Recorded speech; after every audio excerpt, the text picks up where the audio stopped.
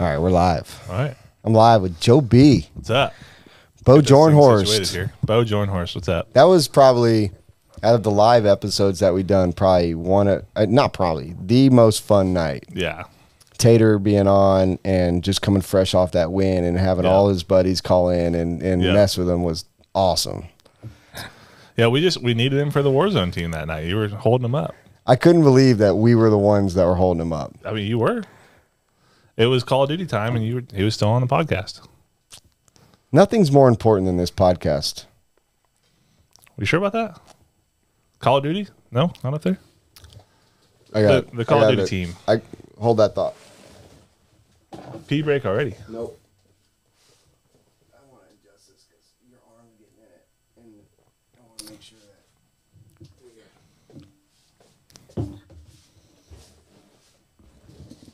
Yeah. Sweet. All right, so and a quick mic or camera adjust. Call of Duty is awesome. Pretty fun. I just have no time to play it. Yeah. If I'm gonna play anything, I'm gonna get on my rig and race. I've been waiting. I know, but I haven't had time since the last time we talked about it. I'm just waiting to get the chance to drag your ass on there. The one time I did remember racing you, you drug my ass. Yeah, I mean, it happens. But I don't think it's going to happen often because I'm not bad at it. Well, since the day that we raced years ago, I've gotten quite a bit better at it. And we got setups now. So You're killing me here. I mean, I'm just being honest. Realist. You know, realism is in the eye of the beholder. Okay. So if you believe that, I'll let you. Oh, we'll get on there and run some races and have some fun someday. All right. I'll report back with screenshots. Okay. To the podcast viewers. Okay. What so we're at Masters, right? Yep. This is your second Masters. Third. Oh, that's right. You did come with Red that one year. In 17. Techno, when you were running the Techno stuff. So you've been in 3 Masters. Yep. And I know like how Thursday started. Yep. What I mean, I got thick skin. I want to know, what was it like for Joe Bornhorst? So obviously during open practice, it was a shit show for everyone. But that was just due to the many different skill levels, the many different motor sizes, different cars, putting a 4-wheel mod on the track with a short course. I think if we would have been able to be separated the whole time, like we were once qualifying and seeding started, it wouldn't have even been an issue, I don't think. I thought the track was fun. Definitely played into my favor. Whenever stuff kind of gets sketchy and difficult, I kind of find a pace and I can stick to that just from my years of 8-scale stuff. And that definitely played into my favor tonight whenever, the pileup happened and came out in 3rd, I think I was, on the first lap from 9th.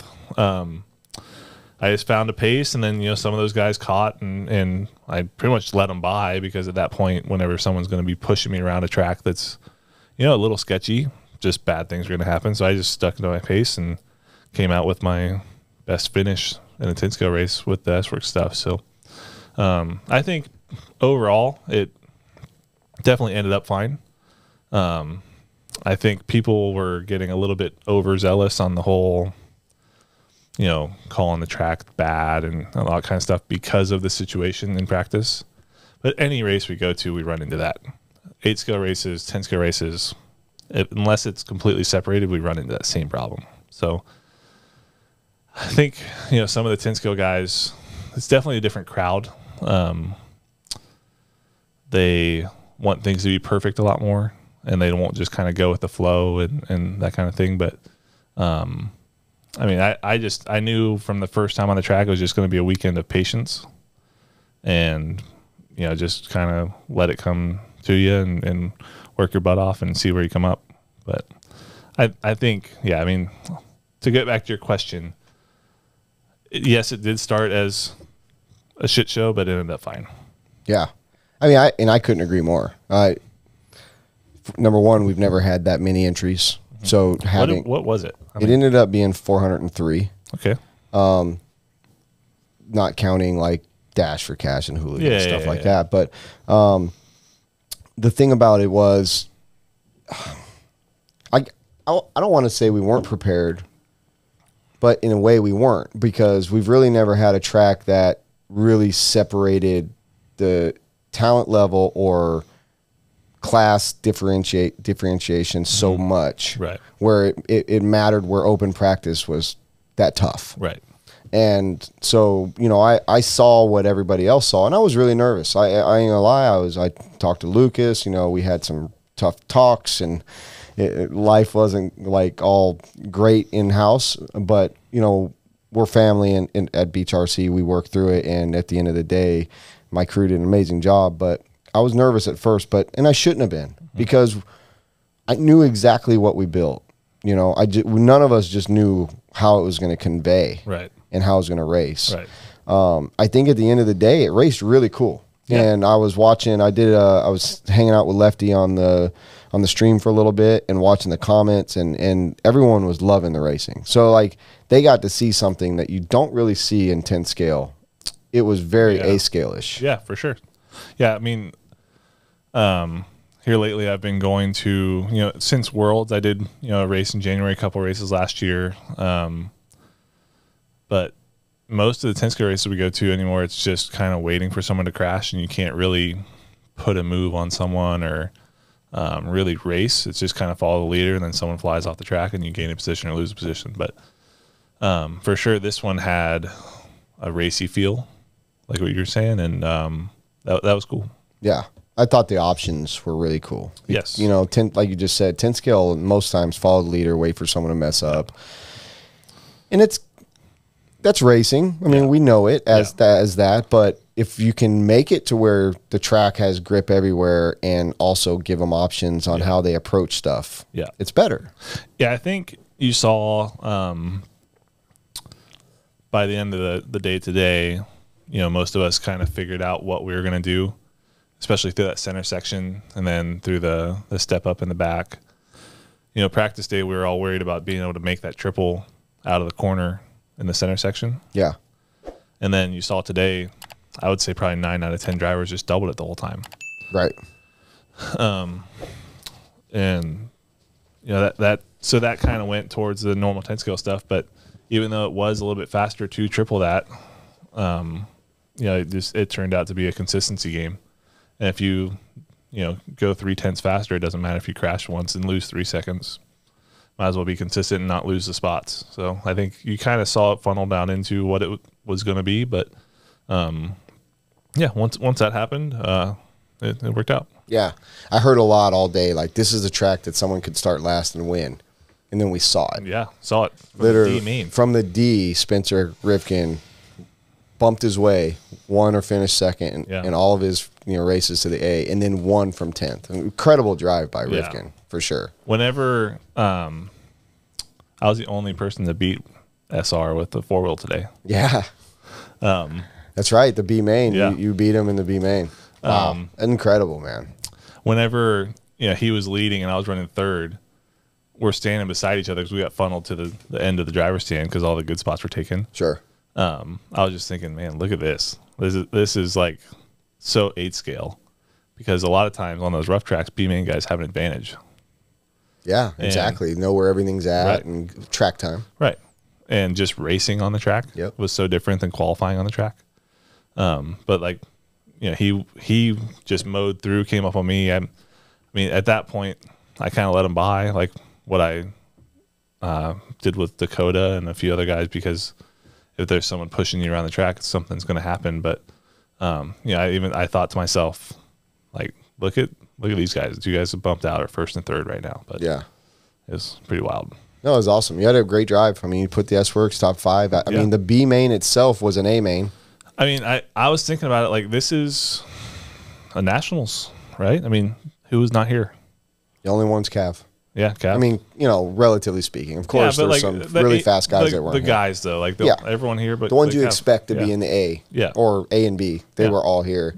I had, so obviously I'm biased when I talk about Masters of Dirt. I'm proud of it. Mm-hmm. And the one thing that I separate Aurora National title and I'm not saying this is better than a Worlds or anything, but this is just how I see it.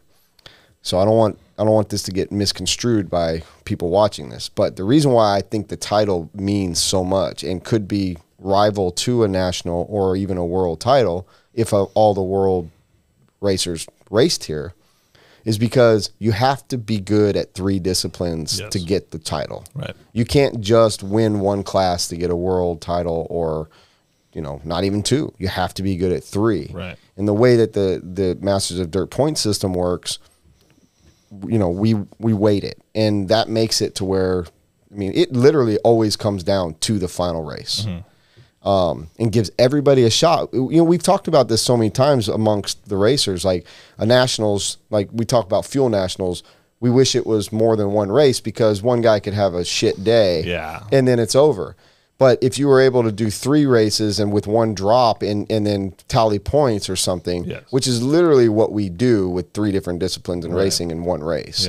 So I'm definitely not comparing it to a Worlds or a National, but that's why I feel it's definitely in this country the best 10 scale national scale race other than the coveted national Roar Nationals. I think the thing you got going for it is it's its own thing and no one else is doing that same thing. So it's not just another race when you come here. Like not like for instance, for me, I didn't run truck because we don't offer a truck. Right. But for those guys that are in all 3, there's no other race that they really focus on truck as much, or they might just at some races like just kind of leave it because it's good enough. Where it can affect their 2-wheel or 4-wheel being good. Right. So it's cool. A lot of people were wondering, and they were coming up and asking me, like, well, hasn't in both Dakota and Mason Templeman and Stockmaster and Master both had won their first 2 races, and people were coming up to me and it's like, isn't that it? No, because Dakota was 3 points ahead of Rivkin going into the finals. If Rivkin beat him by 4 spots in 4-wheel drive, which Rivkin obviously dominated all day, Dakota would have lost by a point. Even though he won 2 races. And that's why consistency pays off. Rivkin got, I think, a second, a third, and then a win. Right. And then, but they're weighted. So the 2-wheel drive wins most important, 4-wheel second, and then truck. But even Mayfield, who doesn't run truck and sounds like he's not really a fan of it, he ran it because you can't be in it if you're not running it. Yeah. So, I agree with you, and that's what makes it so special and interesting. Is like guys come prepared to run 3 classes, knowing that if they want a chance at that title, they got to do well in truck. Yep. Well, I was stoked. I was stoked for you. Even Spencer and Camden, who's not been running hardly 10 scale in years, and just kind of getting back to it, ran pretty good. Spencer ran pretty good. I know that we're working on a new platform with the S-Works stuff and getting it going. But man, putting it in this your Worlds representation was fantastic. Yeah, I was super pumped on how Worlds went. I really didn't know that I was really even going until pretty soon before the race. Pretty much 2 weeks out from the race, I was kind of ordering cars and getting stuff together and trying to figure out where to go run and just get back into the swing. To be in the B and have a good showing and like that, I had 3, between 12 and 17th points. I was in. You look at the B main at the Worlds, it's could be a Worlds main anywhere else you go, but. I was pumped on that 2-wheel. I'm not too much of a 2-wheel drive guy. Right. It takes time. I didn't do as good in 2-wheel drive at Worlds or some of these races as I do in 4-wheel drive because I can kind of fall back on what I know and 8-scale stuff and the driving and that kind of thing. But every time I come to these races, I learn a lot. I learned a lot this weekend. I'll learn a lot the next time I go somewhere. And we just got to build. Like you mentioned with Spencer and Camden, we did a lot better this year than what we did last year. This race, we're in a totally different spot than what we were last year as far as the cars go. We have the new 4-wheel drive and stuff. That's been awesome to drive. I remember we got to see the new 4-wheel drive shipped in from factory last year for this race. Yep. Yeah. So if you just look at this race last year to this race this year. I mean, I didn't even sniff the main last year. Yeah. And at this time last night, I was mad that I wasn't in the main. Made a bunch of changes, worked my ass off all morning. Showed up here at 6:58 in the morning to run, and made a lot of changes. Made some more changes before the B main, and yeah, it worked out. So it's just repetitions, man. I mean, this stuff's hard. I did 10 scale stuff a little bit, 4 or 5 years ago.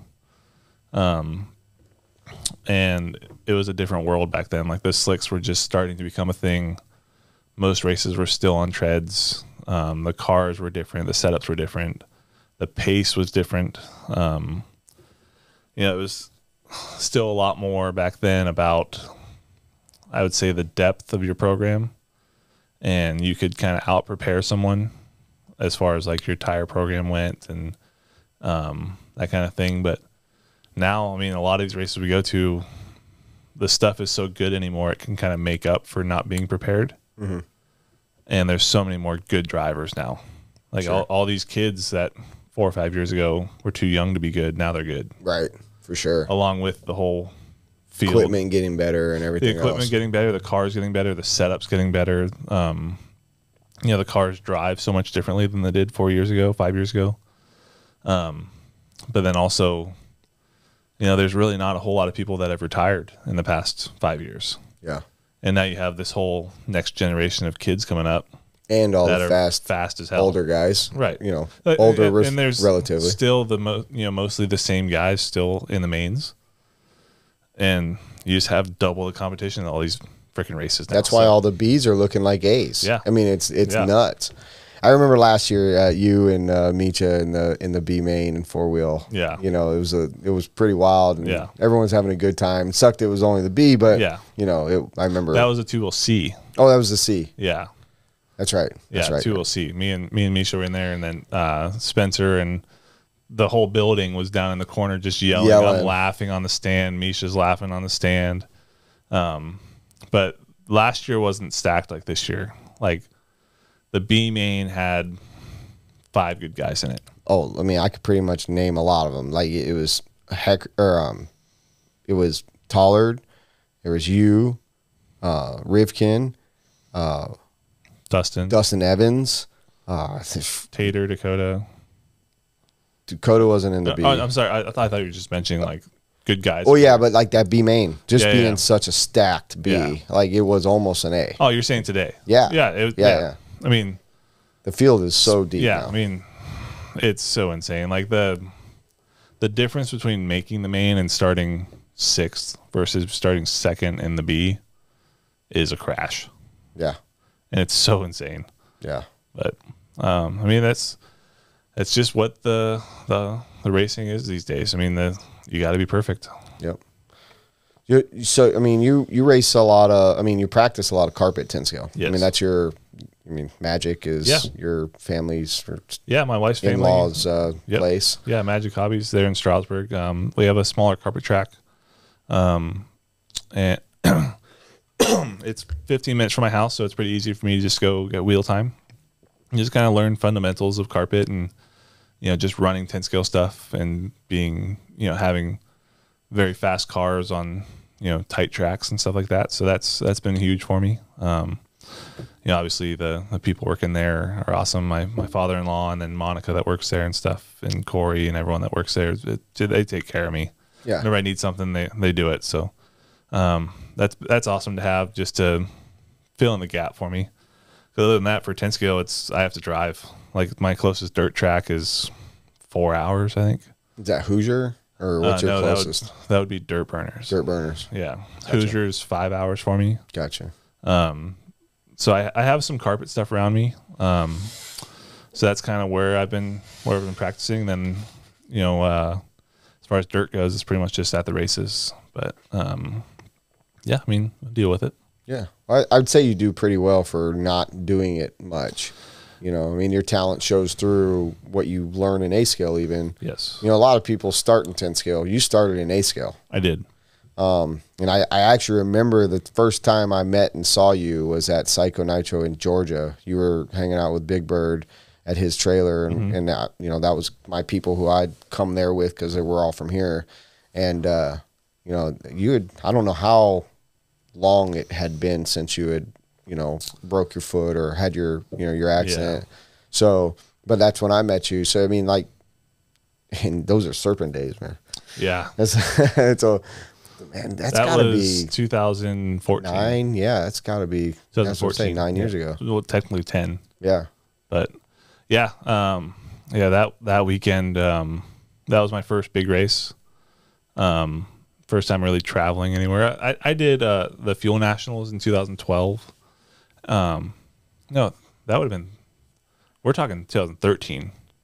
Was it 13? Yeah, 13. Because 14, I actually knew kind of what I was doing and made mains and stuff. But okay. I did like Fuel Nationals in 2012 at LCRC. Knew absolutely nothing about anything. Had like 3 sets of tires to my name. Didn't know how to tune an engine. Knew that I was supposed to keep fresh diff oil in a car. Didn't know anything about setup. And then, then with Serpent stuff, Chicky kind of picked me up and taught me a lot. But it didn't really stick for a while just because this stuff is hard and difficult. But yeah, that 13 at PNB, I think out of 9 qualifiers, I finished like 2 of them. Oh, that place was tough. I still like it better where we're at now. The old Georgia place. I mean, for me, it was like it was psycho. Yeah, the old place. I mean, that's the first place I went. I went there a few times with how rough it got and all the jumps like that. That is and forever will be Psycho Nitro Blast. I agree. The new one, to a degree, is kind of just turning into another race time race, which there's nothing wrong with that. I mean, there's 5 awesome races or 4, whatever it is that we get to go to. But, yeah, but that place was just so unique. It was kind of haunted. Great restaurant. People pitting in horse stalls inside, and the restaurant was fantastic. It was awesome. Yeah, randomly awesome. Yeah. And just felt more gloomy and kind of more like the actual vibe of PNB to me. It's kind of what I knew. So when we went to the new place, freaking nowhere. Yeah. But then when we went to the new place, I was like, it's just you know, like you said, I feel very similar. It was kind of just a new race time event, and I know why it moved there. It's centrally located between so many more racers. Absolutely. And Dave, I've always said, good for him. Like, I mean, there's a reason there's 1,100 people that show up to that race. Exactly. Like, I'm a fan. Yes. I'm a supporter. Absolutely. You know, but I just wish we were still back in that old place. I really enjoyed that place. And the dirt, like you said, it blew out. I mean, it was the first time in my RC career that I could see like truggies get lost in holes. Yeah. You know what I mean? Yeah. And that was cool to me back then. And it's still cool to me now because I think it just adds a different dynamic to the race. For sure. Like our RC Pro-Am got very much like the old Psycho building did. How did motocross convey to RC, like your setup or your driving or whatever? Like in your mind, how did it help, or did it help? For sure, it helped. I would say more so just driving. Maybe to a degree, if I were older. Whenever I started, and I started very late to become a pro driver, but I was never old enough to be into setup on a dirt bike. My dad just kind of made sure it didn't fall apart, asked me if it was okay. You know, I had a suspension sponsor that would watch me and make changes just to help me, but I couldn't tell him what I was doing, you know, 16-year-old kid. But I tell people, like, I grew up racing motocross and playing video games, and that's RC cars. It's a motocross video game. Right. So that's how I went from getting my first ever ready to run car in 2011, racing on or just running on a backyard track, to then, you know, I saw a nitro buggy for the first time and said, oh, I gotta have one. And that was in 2012. And then signed my first paid contract in 2014. Like I progressed very quickly. One, because of awesome help. Obviously you have to have help in this, but I picked it up very quickly because of how I came up. Sure. I got to skip a lot of steps, or at least the steps went a lot faster. just coming through the ranks and learning and being able to go fast. And I mean, I spent a lot of time. I spent a lot of my, my own money, my parents' money. But yeah, I mean, it progressed very quickly. Yeah. I feel definitely if you're definitely in video games, because the hand-eye thing is like, I mean, look, for instance, the whole talking about Call of Duty and Tater and all that shit. Like you really have to be good at Call of Duty or any of those type of things. Like you got to be quick. Absolutely. You got to be able to like react. Absolutely. But I also feel that if you come up in a motorsport rank, any kind of, I mean, I'm a car guy. I did race flat track motorcycles, ATV, stuff like that. But I feel like if you just understand how things work in motorsports, that helps you even. I mean, just learning racecraft. Exactly. Like learning what it's like to be put in a moment and being able to handle your emotions and handle yourself as, I don't know what the word would be, but as a figure, I guess. Learning how to talk to people, how to talk to companies, how to represent yourself, just anything. Being brought up in motorsports is so much different than being brought up in baseball or football. But yeah, I mean, it's, I'm very lucky that I found it when I did and, was able to get the opportunities that I was given. And, yeah, it's awesome. Well, I mean, what's step number 2? Like, where would you be if you weren't like, if RC, like in your mind, like I would be selling heavy equipment, like, or what would you be doing? I honestly have no clue. Like my brother, for instance, still. It's bean oil. It's James Van Hook got me that. It's a bean oil, freaking candle, and it smells like castor oil. I love it. Okay. Good smell. So, for instance, my brother still rides and races dirt bikes, does a bunch of the GNCC kind of thing. Oh, nice. Still rips. Is 32 now. Works for UPS every day. I would probably still be riding if my accident never happened. Who knows what I'd be doing for a job, but I mean, there was probably no plan at the age that you got hurt. No, obviously not. No, you had no plan. I mean, I was like any other normal kid. I was going to go to college and figure it out. But, right. I don't know that anything would have stopped me from riding dirt bikes unless it was something like what happened. My brother is a perfect example. He still loves dirt bikes more than pretty much anything, I would say. And that happens with that. Well, was that your dream? Like, was Absolutely. It your dream to race motorcycle or motocross professionally? Yeah. We always kind of thought that we would be able to get pro license, or me and my brother would be able to get a pro license and say go to High Point in Steel City or something and try to make the motos. Mm-hmm.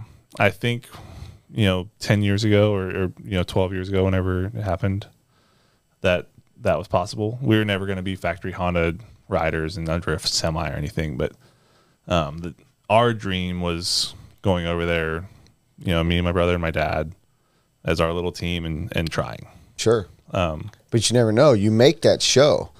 You make a show or two and people start recognizing, Let's be real. Well, I mean, it's always the goal. I mean, you got to have goals. I mean, I never would have thought that whenever I started racing RC cars that I would be where I am now and do it for a living and get to travel the world and have the opportunities. I mean, it started as a dream. So, but I also never would have even known about RC cars had I not gotten hurt. So, good point. Yeah. I mean, everything's happened. I'm a firm believer in, I don't want to call it fate, but everything happens for a reason, which is kind of fate. Yeah. I'm a strong believer in when one door closes, another one opens. Yeah. And I'm also a believer in RC cars kind of saved my life. Whenever I was hurt and I was in some dark places, I was in the shit with my injury. I had 15 plus surgeries. So I was in the hospital for a long time. Big surgeries. Had frames on my leg and pins sticking out, and it was bad. Infection. Should have lost my leg. And honestly, should have been another statistic of, start on painkillers and end up. But why I say RC cars saved my life is because I had something to look forward to. I had something to tell my brain, no, I can't do something stupid. I have to go racing this weekend, or, you know, so on. Help take your mind off of the bad. But I had something to look forward to. Sure. And something to get better at and take my mind off of the shit that I was in. Because it was, we were in some bad stuff. But sure. Yeah. I don't know where I was going with that, but. Well, the fact is, you were going where everything happens for a reason. Yes. You're a firm believer, and when one door closes, absolutely. another one opens, and I couldn't agree more. There's no way in this life, like for instance, I went through a divorce, and while I was going through a divorce, an old flame who I wanted to be with the rest of my life prior to getting married to this other woman, called me. Like it was like fate. Like go back to the fate thing, you know, and I'm currently still married to her. Today is our 12th anniversary, by the way. Happy anniversary. Masters of Dirt every year, anniversary, you know, thank you, babe. Yeah, like those are those little things that happen in life that you just can't plan. I met my wife through RC cars. Absolutely. Nicole's parents own a hobby shop. Wouldn't have met Nicole if it wasn't for RC cars. I always tell her that she's just with me because I can drive an RC car real fast, but probably not true. What's the father-in-law think of that? No, but I mean, it's given me everything in my life currently. You know, most of my closest friends are from racing. My wife, my extended family, you know, everything. My life is RC cars, so it's cool. I'm happy to hear that because I see how hard you work. I've got to see now for almost 2 years more of your program. I didn't know you too well before the S-Works situation. Honestly, I was like not a big JB fan after the 2020 Nats at LCRC. I was kind of like, this guy, like, I'll never forget the quote. You come off the driver's stand and you were yelling at Seth Van Dalen and you said, "You tried to kill me." And I'm thinking, it's fucking RC cars, bro. You know, like, so there was like this time I just didn't know you. Yeah. And I'm a very, very, I'm a stickler about not judging people before I actually, unless you've done me wrong or before I get to know people. And this is a perfect example. Lucas is a perfect example. Like, and I've told this story, I don't know on here before, but like, I didn't want to hire Lucas, but I was in dire need of an employee. He just happened to be perfect. And we fight like brothers, but just same with you. Like I would, you know, we're in a situation where we had to get to know each other better, and I'm glad. Because you're the epitome of hard work because I get to see it and you know and talk about it and see the results. So I'm glad that you found RC. You know, I'm glad that you're doing what you're doing. And you know, the paths lead us to these places. You Absolutely. know? And for the most part, you like to have fun. So you know, I don't like drabby BS, you know, but you're a professional, and that's another thing I like about you is like when I'm out at the track drinking and partying, you're like later, you know, when I'm done. And I don't think that everyone has to be like that by any means. But that's your way of doing it, and that's admirable, you know. I'm a firm believer. You know, some people think it's lame, whatever, but until the race is over, I'm working. Sure. If I need to stay at the track late to change my car, work on my car to get ready for 7 a.m. practice, you're still I'll working. stay at the track late. Yeah. Once we're done and that final tone goes off, if we want to have some beer, hang out, whatever we want to do, cool with it. But until that main's over, we're on the job. Absolutely. And that's honestly at your position, your level, your point in your career. That's the right way to look at it. I like I said, I admire that because there's plenty of us. Like I make my living doing this, not racing, of course, obviously, because I wouldn't make a living. But I'm more of the mindset of, and I do live this life in my job, but I like to have fun, and it keeps my job interesting and fun. And sometimes that just requires a beer or two or a shot or two or whatever. But I also really respect the people that are like, I'm at work. Like you wouldn't be at your office job and then pull out a fifth and take a couple swigs and, you know, that's not, you know, not allowed. And some people allow it in this industry and some people don't. You're a perfect example of I put in my work, and when I'm done, I put my feet up. Yeah. You know, I relax. Yeah. I mean, I'm not a huge partier. I never really have been, but I've been racing something since I was 4 years old, and that's something that I take very seriously. And obviously because it's my living now. So Sure. yeah, I mean, if I have to sacrifice some stuff in order to do my job well, it is what it is. Yeah. No question. But I like I said, I admire your work ethic. Appreciate it. There's not a lot. Everybody does things differently. Mm-hmm. Everyone has a different regimen. I usually ask everybody, and I'll ask you, you know, they're probably my next question for you, but, you know, it's like everyone goes home, they have maybe a day off or a day of relaxation, you know, and they have a regimen, and some people can do things quicker than others. Some people are more meticulous than others. Mm. Some people don't drink. Some people do drink. It's all according to how you live your life, you know.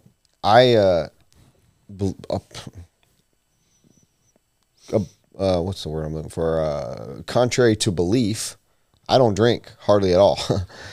On this podcast, I drink, and at the racetrack when I'm hanging out with my buddies, pretty much when the day is over or close to the end of the day, I drink, you know, and I don't mind going to the bar afterwards or hanging out with my buddies. But when I'm at home, I don't even crack a beer, you know. And when I'm at work, I don't drink at work. I'm the same, you know. But Masters of Dirt, we drink, you know. When we go to the races, we drink. And anybody that can't handle themselves, that's a different story. But I like to keep work fun. Yeah. And I don't look down on anyone that does or doesn't, you know. So no, and I have fun in my own way, right? It's working hard and you got jokes. Like, you know, a lot of people, unless you're around you know, you're always joking. You've always got something going on with somebody, you know. So, you know, you're definitely having fun. Yeah. Like there's times to be in it, time to be out of it. I like screwing with people. It's fun, but yeah, I lost my train of thought. I had something I was going to say, but you need to drink more. No, I was going to say, someone told me whenever you're in it and you're on the driver's stand at this level, that's not the fun part. Whenever you're wrenching on your car and getting it perfect, that's not the fun part. The fun part is crossing the line for a good finish and talking about it with your buddies and enjoying and having that feeling of succeeding. That's the fun part. You put in the time beforehand in the not fun part to then chase that feeling of doing well and doing your job. So yeah, that's why I'm fine with it. If I have to have a long night, whatever I'm doing to chase that feeling of succeeding, that's what I do it for. Sure. So you've had I wanted to segue into this. I just said I wanted to ask you this question. What is your weekly regimen? What's your turnaround? Like when do you take time off? When do you do Joe and Nicole things? Like what is your life outside of RC? I know RC, you work on cars every day, every other day, you know, whatever. Yeah. Like what is that? What's your regimen? So usually, unless there's a back-to-back race, I definitely like to take a day after just to kind of reflect and think about it, and honestly to give my ankle a rest. That's a pretty big deal. But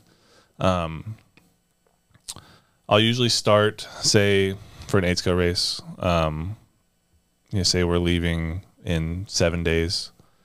I like to kind of plan it. I take a full day to do an 8-skill car, take it completely apart, clean it, inspect, replace what's needed. But it's usually 6 to 8 to however many hours to do an 8-skill car for a race. And I'll usually just do one car a day unless something, comes up or the schedule's tighter or whatever that needs to be more than that. But I'll do a car a day, and then I usually, if I can, will have a day for just packing, organizing, doing laundry, that kind of thing. If I can, I'll have an extra day just to have a day before I leave, so I'm kind of more fresh going in. A lot of times that packing and organizing day is the day before I leave, and then try to be done by 5 p.m. or something whenever Nicole gets off work, and be able to have dinner and hang out, and then off to the races. But yeah, I mean, it's for an 8-scope race, it's a lot of work at home. There's a lot of stuff that goes on behind the scenes that people don't see. A lot of hours of just preparing, because 8-scope races, I'm a firm believer, are won at home. You show up with your cars perfect, ready to hit the track, and by the second or third run, we're on it. And yeah, I mean, there's just the big thing is, like I said, there's a lot of things that people don't see. Like there's a lot of people that think that this is like the coolest job ever, and there's some times like it's a great job. Don't get me wrong, awesome, very lucky, but there's a lot of stuff that goes into it as far as ordering parts, make sure you have everything. Do you have everything that you need at the race? Do you have your travel booked? Do you have fuel at the race for you? Do you have your tire situation if, perhaps J Concepts isn't at the race or something? Because if you forget one thing, you fail. And, it's stressful, but you learn a system that works for you, and kind of what you want to take to the race, and how you want to pack stuff, and how just it all works. And you get into a rhythm, I guess. Sure. Anymore, like, there's so many people that, say will travel to a race for the first time on a plane, and it's so difficult for them to pack for it and be able to take the right things and stuff. But I guarantee you ask any of the guys that are on the tour, it's easier for us to fly to a race almost, because we just know what goes in what bag, what we need, how many of this we need, so on, so on, so on, because we've just done it so much. But yeah, there's a lot to it. Yeah. So, I mean, when you take your first day off and you get home, rest your ankle and whatnot, do you just like watch movies, play video games, sleep? Pretty much just kind of hang out, watch TV, whatever. Nicole, a lot of times I'll get home on Monday. Sometimes Nicole has Tuesday off. She works retail, so she kind of has some weird off days. If that kind of coincides with an off day, we'll go get lunch, hang out, just do whatever needs to be done, or not needs to be done, but whatever we want to do really that day. It's just a free day. And then, just kind of try to be a good husband, and, make sure the house is okay. And are you successful at that? Because tell us the secret. I like to think I am. There's got to be a secret out there, because I know every time I'm home, I'm like, dang, I know I'm missing something. I'm probably gonna piss her off. Like, I'm not home. No, she's a saint. I'm really good at not doing laundry until she asks me to. haven't figured that one out. Do you like to cook? I'm okay at it. Yeah, I enjoy it. Not so much like in the kitchen cooking, but I got a Blackstone for Christmas. My in-laws went together and got me a big Blackstone. Nice. Had a lot of fun cooking on that and stuff. I enjoy it to a degree. I'm not really like a home cooked in the kitchen kind of person. Yeah. But yeah, like for summer meals and that kind of thing, I'm into it. I'm a griller. Like Yes. You put me outside, I have a smoker, grill, Blackstone, like I'll do it every night if that's what we need to do. Unfortunately, I'm just never home in time. I got to get my kid fed because, she's in gymnastics and food, school and everything. But man, summertime, it's just like, I'm bringing home chicken wings. I'm bringing home a butt to smoke tomorrow or whatever, especially I love smoking butts during football season. That's like started on Saturday night, wake up the next morning, we're eating pulled pork all day, I love that. But I cooked eggs and bacon the other day. I thought I was doing a solid. I didn't feel really I don't feel like she was really grateful, Great eggs and bacon that morning. Yeah. She didn't have to do shit. Normally she's the one doing it. I can check my phone. I didn't get a No. This is before you guys were here. Oh, okay. Yeah, no. I couldn't do it while you guys were here. I had to wake up too early. Yeah. And I've been up too late. You know. My wife's, like you said, my wife's amazing. Yes. She has to be, because this is hard right here. Like, a lot of people on the podcast haven't seen this yet, by the way. This is new me. It's gone tomorrow.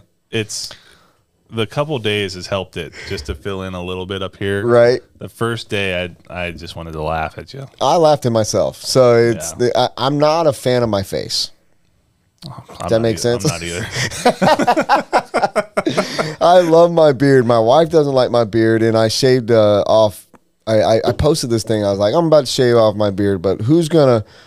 I forget exactly what I said, but we shaved it off for charity for my dad's wife. Who's, very cool. Yeah, who just started chemo for breast cancer. So we raised money for it, and it was cool. And I got no problem looking the way I look right now, because it's not me. This isn't the way I've always had either a flavor saver or a little goat here. But that's it. And then I grew this beard like 5-6 years ago, and I've loved it, and I've wanted to keep it. But she don't like it. I a lot of times say, I'll always show up to a race clean shaven, and then say if I'm home for a couple weeks I won't shave, and I always just want to rock a mustache just to mess with my wife a little bit. Yeah, she will not even look at me when you got a mustache. Oh yeah, it's terrible. So I want to do it just strictly for the joke. I don't really want to have one, but it's bad. Like, she will not look at me. It's really funny. That is funny. I wanted a mustache. They literally, I was gonna shave just for not even charity and leave a mustache, because she wanted me to. She didn't like the beard. I was like, well, if I don't have the beard, I'm leaving the mustache. I've never had a mustache in my life. We should pick a race. Okay, let's talk. We'll figure that out, because right. I'm down. But so I posted that thing, and there was one guy that posted a squirrel tail, or a monkey tail, they call it. Okay. So it comes down this side and stops there. I saw the post Reese was all about. Reese wanted me to have a Hitler stash. That's a little rough, yeah. It was harsh. And I'm like, listen, I'm all for good fun, and I love Ryan Reese, but I'm half Jewish. There's plenty of motherfuckers out there that are going to look at me like, what is wrong with you? Yeah, you know, it's the biggest race in the world of 10 scale this year. Running a business. I'm running a business. I cannot, and thank God to Will Smith. Hey, shout out Will Smith for outbidding Ryan Reese, giving me the chin strap. I was cool with that.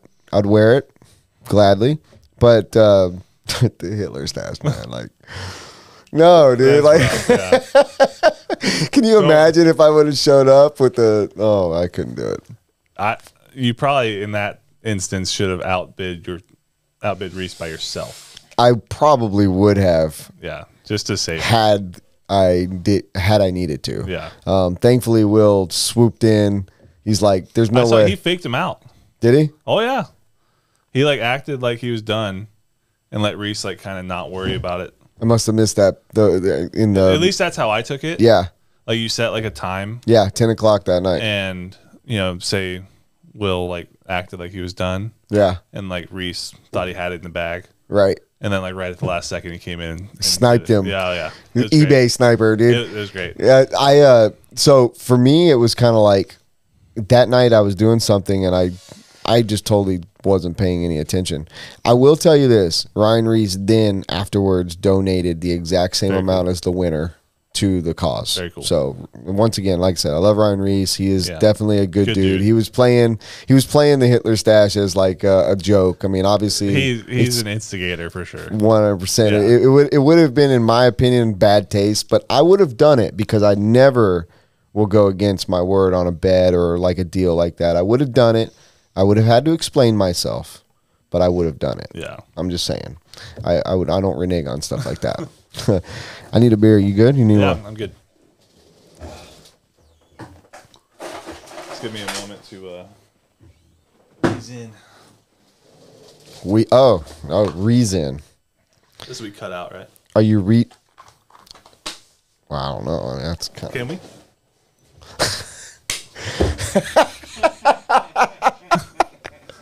No, you didn't. We'll see. Restart. No, we can't restart. We'll see what we can do. Okay. Where was I? Yeah, Hitler stash. Yeah, No, yeah. ain't Next happening. topic. Yeah. Man, What's next? that is a good question. What's next? You tell me what's next. Let's see.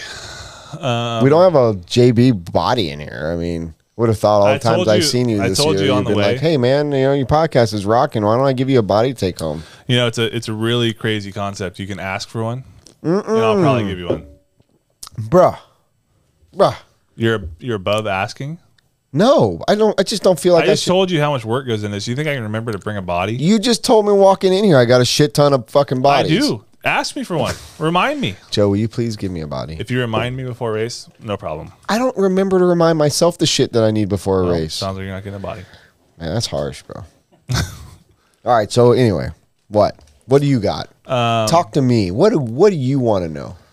What do I want to know? I thought you just asked me what's next. I got a question. Yes. What's playing right now on your whatever you use for music? Not a big music guy. Okay. I have a playlist from Jackson Brunson. That's got to be amazing. It's just basically alternative, like Shine Down, 21 Pilots, just stuff of that nature. Okay. I'm not a country guy. Absolutely not. Yeah, I know that. Yeah, too bad. I've made that clear. That's sad. Not sad at all. So sad. It's not.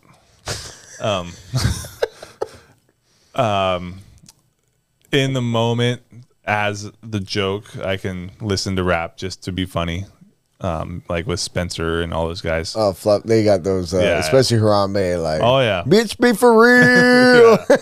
I'm fine with that in the moment.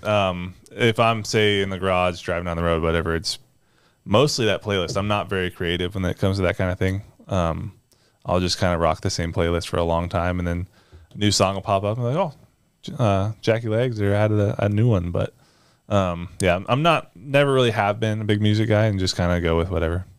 So then, more than likely, if you're not listening to music, you're probably listening to a podcast or something that's informational. Or yeah, I mean, I listen to a handful of motocross podcasts ever since really 2020-ish, when I got like kind of into the iRacing thing. I got really into dirt track stuff. Mm-hmm. So I'll listen to some dirt track podcasts. Which podcasts are you listening to, or do you like? Like Dirt Tracker, and off the top of my head, I can't even think of them. I just kind of.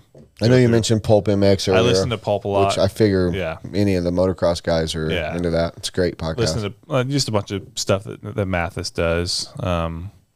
I think his stuff's really cool to listen to, and just pass time down the road, whatever. Like I said, in the garage, wrenching, whatever. But yeah, I mean that kind of thing.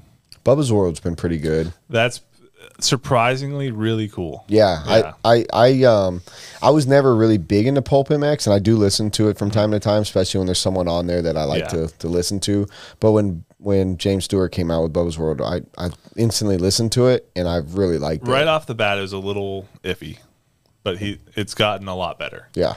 For sure. It's just like anything. I mean, I know we sucked. I mean, today, once again, another anniversary. Today is the year anniversary of the start of this podcast. Mm-hmm. So, like, I feel like we've gotten better. Robert, you think we got better? Absolutely. He's got to say that, though. No, we suck. No, we're getting better. The studio's filling in. It was white walls that first night. We're changing stuff on the screen now. Yeah. We got a rotator. We got people sending us bodies and probably skateboards for bodies. No. They just know. They see it on the wall, and like they say, like Mark Pavidis was the first one. He got it started. He literally, we were talking about what was on the wall and what I wanted to do, and a week later it showed up. You know, which is cool. You know, like he thinks a lot about he told me, he messaged me, he said, I sent you a body, podcast is awesome. You know, and that made me feel real good. Dude's been in the industry since it started, you know, basically. But podcasts, if I'm not listening to music, and I do love country music, but I love alternative, like Shinedown and old school 80s grunge rock, stuff like that. I'm listening to, Joe Rogan, I'm listening to Pat McAfee, some Pulp MX, Bubba's World. Like, those are the things that keep me informed on the things I like. I love Junior's podcast. Yeah, it's awesome. Yeah. Like, those are the ones, like, I've been in car racing my entire life. I did motorcycle racing, but it wasn't my passion. My passion's always been four wheels. So anything that keeps me kind of updated is good, but I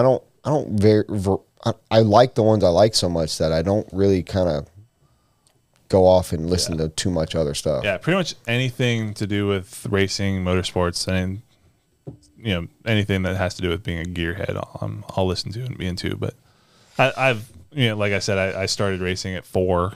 My dad raced stock cars back in the day. Grew up racing dirt bikes, motocross. Kind of got into the local stock car game a little bit. Did really good at it for I don't even know how long, for a while. And then got us on stuff really young, and man, I didn't have a chance. I was a gearhead. Yeah, so. I'm the same way actually. That's the way I grew up. I mean, did you like the stock car side of things? I love it. Yeah. I never got to experience it with. I was too young whenever he stopped to really even know what was going on. I've seen videos and pictures and that kind of thing. It's really cool. I would like to try that someday if I could. Sure. If it would work out. Or just get the chance to drive one. But yeah, it's cool. So now you're from Ohio, like born and raised? Yeah. In like where you're at now, or? Yeah. So the house that I grew up in, I bought a house literally 30 seconds from there. Wow. On the same block. That's awesome. Whenever I was looking for a house, so I moved out. Originally, I moved to the next town over into an apartment, like a duplex, just a first place, and was there for a few years. And then when we got to the point where like it's time to buy a house, which is a freaking process, by the way, especially these days. I know. Just finding something that you like that you can get into, but started looking around for a house, started going through places, and had a realtor, and the gang, the whole whole game. We actually saw a moving truck outside of my current house, and it's, like I said, just basically on the way to the main road from my dad's house. My dad actually stopped there and said, "Are you guys moving?" And they said, "Yeah. You want to take a look?" And we got it. Actually, never went on the market. No, actually ended up not using my realtor. Did just a for sale by owner kind of thing, and it worked out perfect. I love it. That's almost exactly how we got this shop. That I stopped by, I saw a notice on the glass window, and it was a baseball training facility. Okay. And I went up to the window. My wife and I were rolling by, and I for whatever reason, eagle-eyed that piece of paper on the door. I was like, maybe it's an eviction notice, or maybe, something. Like, I want to know what that is, because we were out looking for buildings. And I walked up to it, and it said something to the effect of, "On family vacation, we'll be back on this date. Call for an emergency," or something like that.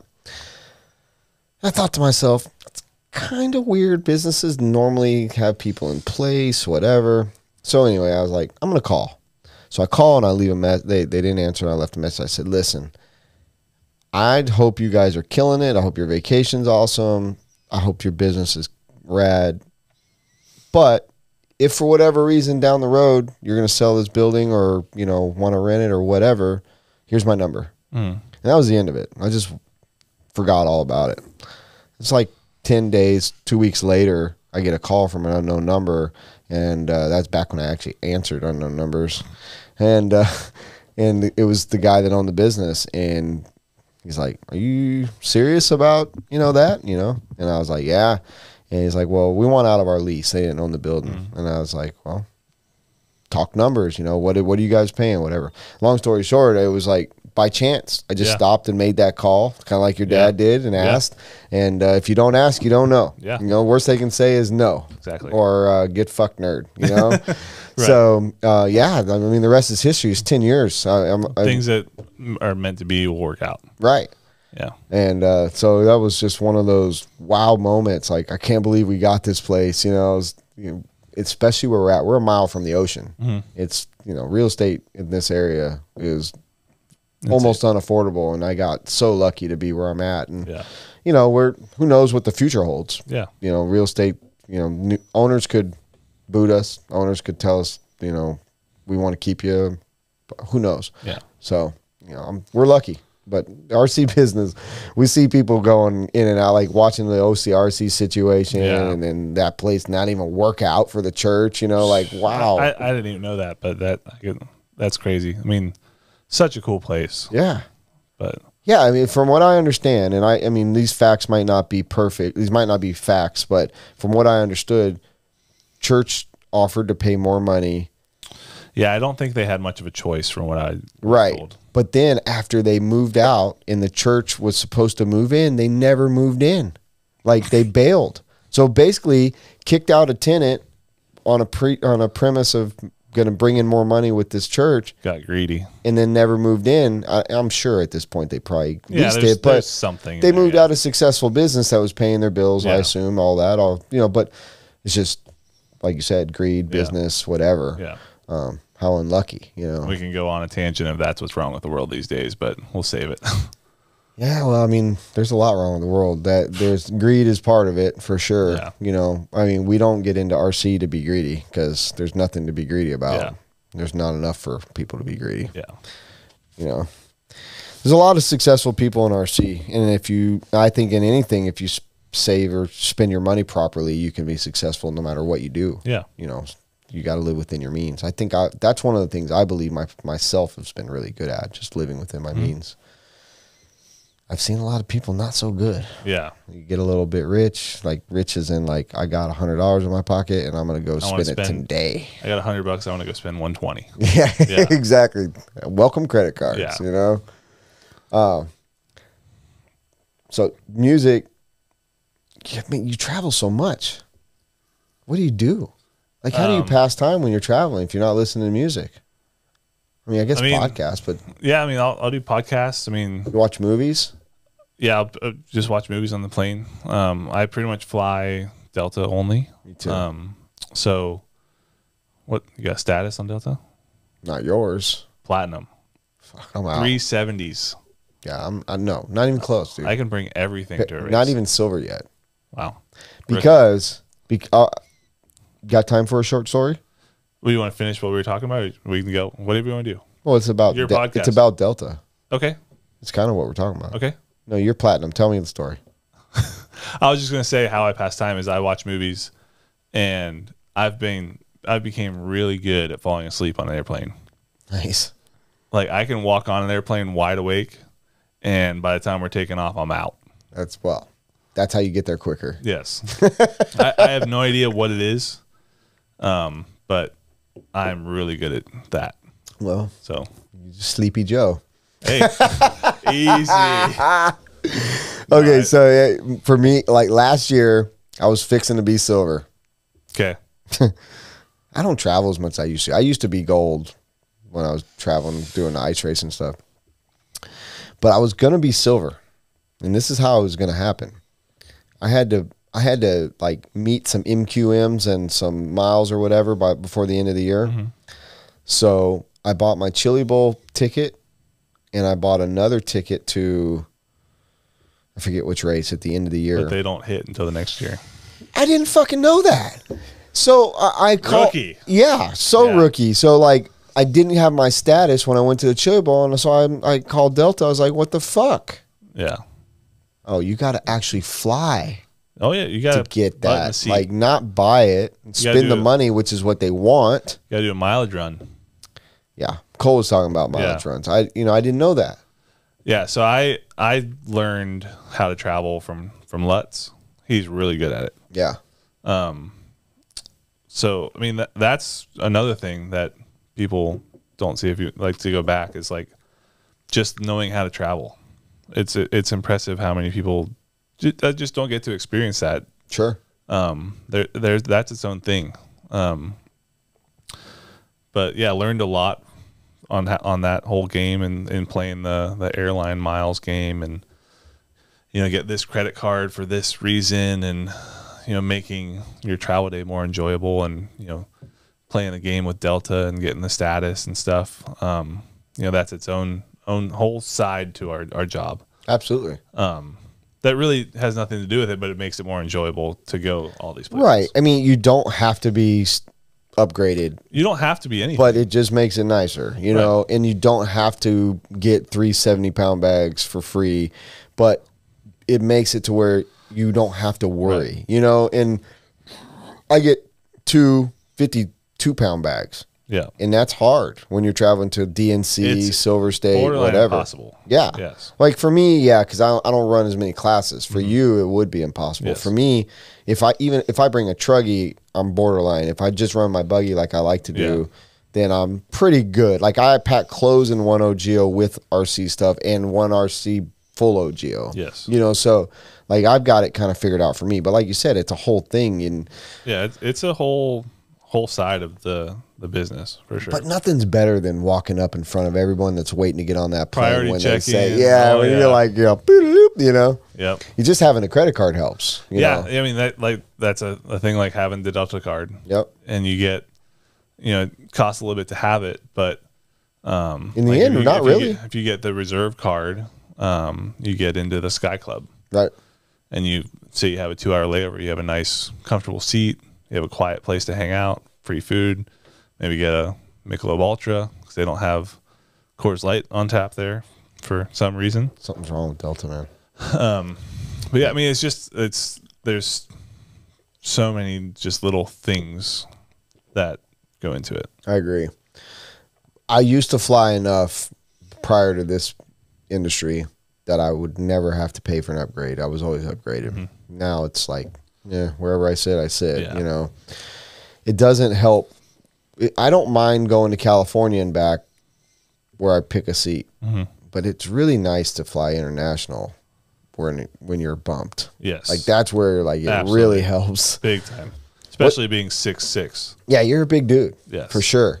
So that brought up something I was wondering. Like you went to Australia Worlds, right? You obviously were Vegas, Spain. What was it? There was another one, wasn't there? Am I missing one?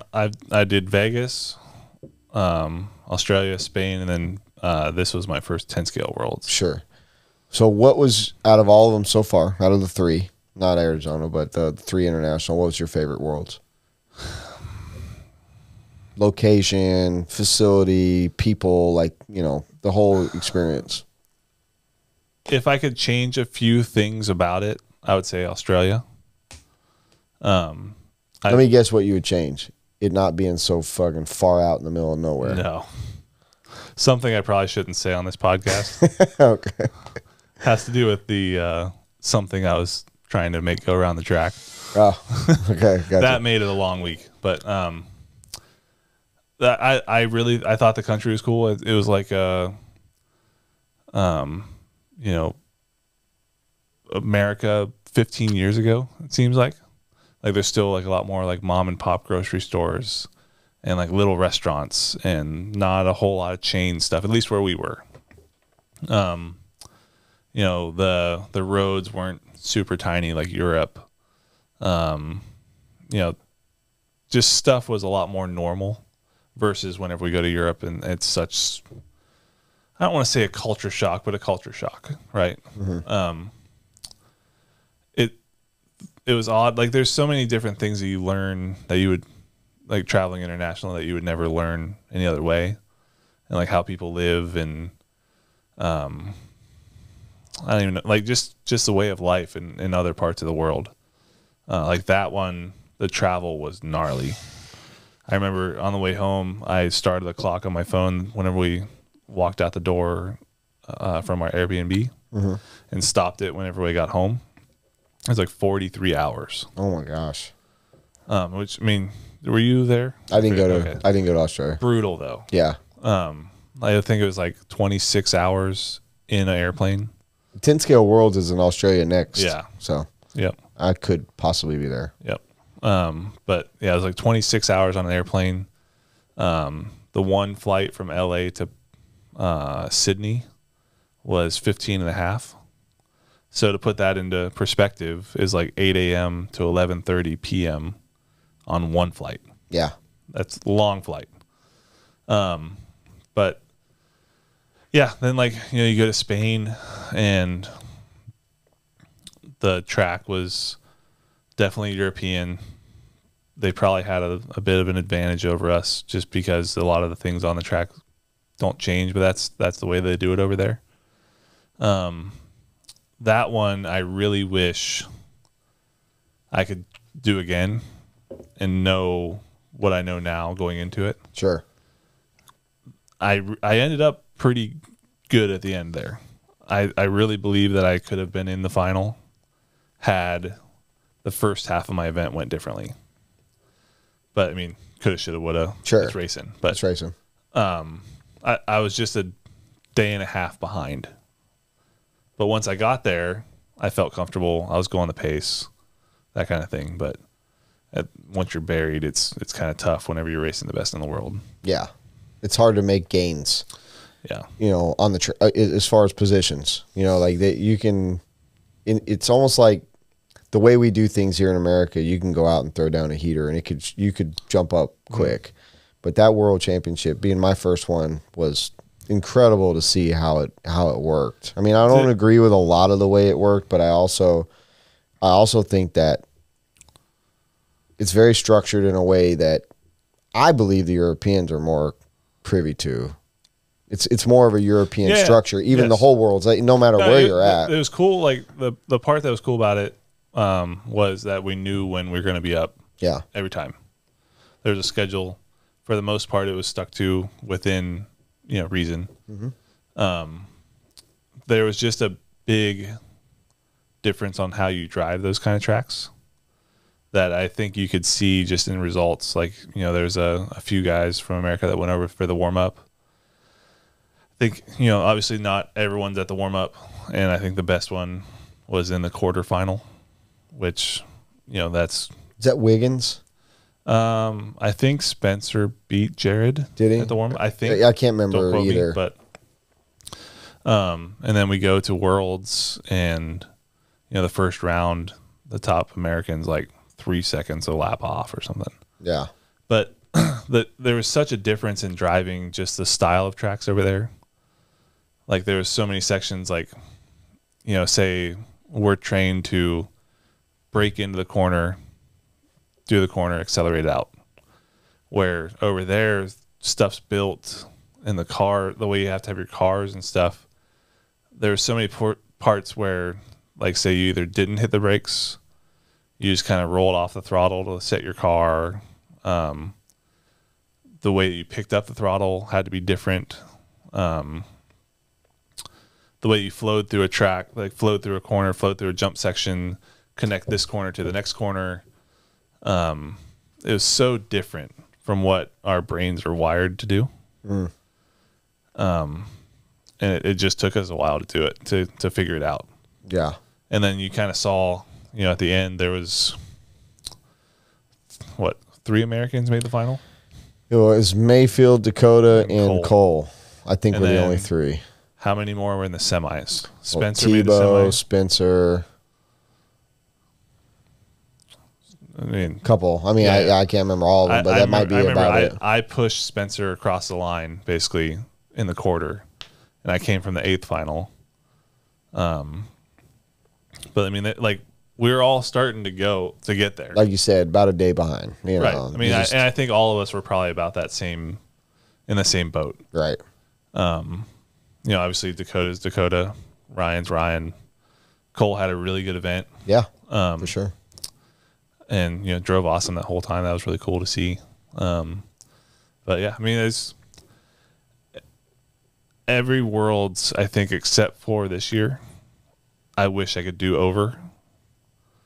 I think the results could be a lot different. And I'm kind of just waiting for that one that I can properly prepare for, or kind of works out. Maybe I don't have something new going into it that I'm learning every day at the race, kind of thing. Right. It's basically every time, my first one, I'm learning how to partake in a world event. My first ever Worlds in Vegas, right? Australia, I was learning a new car. Spain, I was learning how to drive on a European track. So I would like to see how I could stack up against those. If you're not learning something, if I could just go race. Yeah, you're there. You already feel like you know what you're supposed to do. You know your equipment. Yeah. now I just need to show up and tune and absolutely learn the track. Yep. Yeah, I envy the talent that you guys have at that level. I mean, me as a sportsman style, intermediate racer, and never been as good to even, sniff the backside of the fast guys. I feel like I got my first taste of it going to Italy to watch RCGP, and even though it wasn't all the best in the world, there was a lot of great racers. Glimpses, yes. Yeah, and to watch those guys, I learned right then, watching those guys race an inch from each other for 15, 30, 40 minutes, whatever they were doing, and not touch each other and be able to race each other clean. And it just showed me there was another level of talent. Mm-hmm. It wasn't just like they're pros because they're good. They race each other differently. They, goes back to everything you've already said. Obviously, their preparation was different. Just talent level is so insane. Yes. The different, like how much levels there are. Yeah. And going to Spain this year to watch a Worlds was another step in like seeing that for me. I mean, Davide is just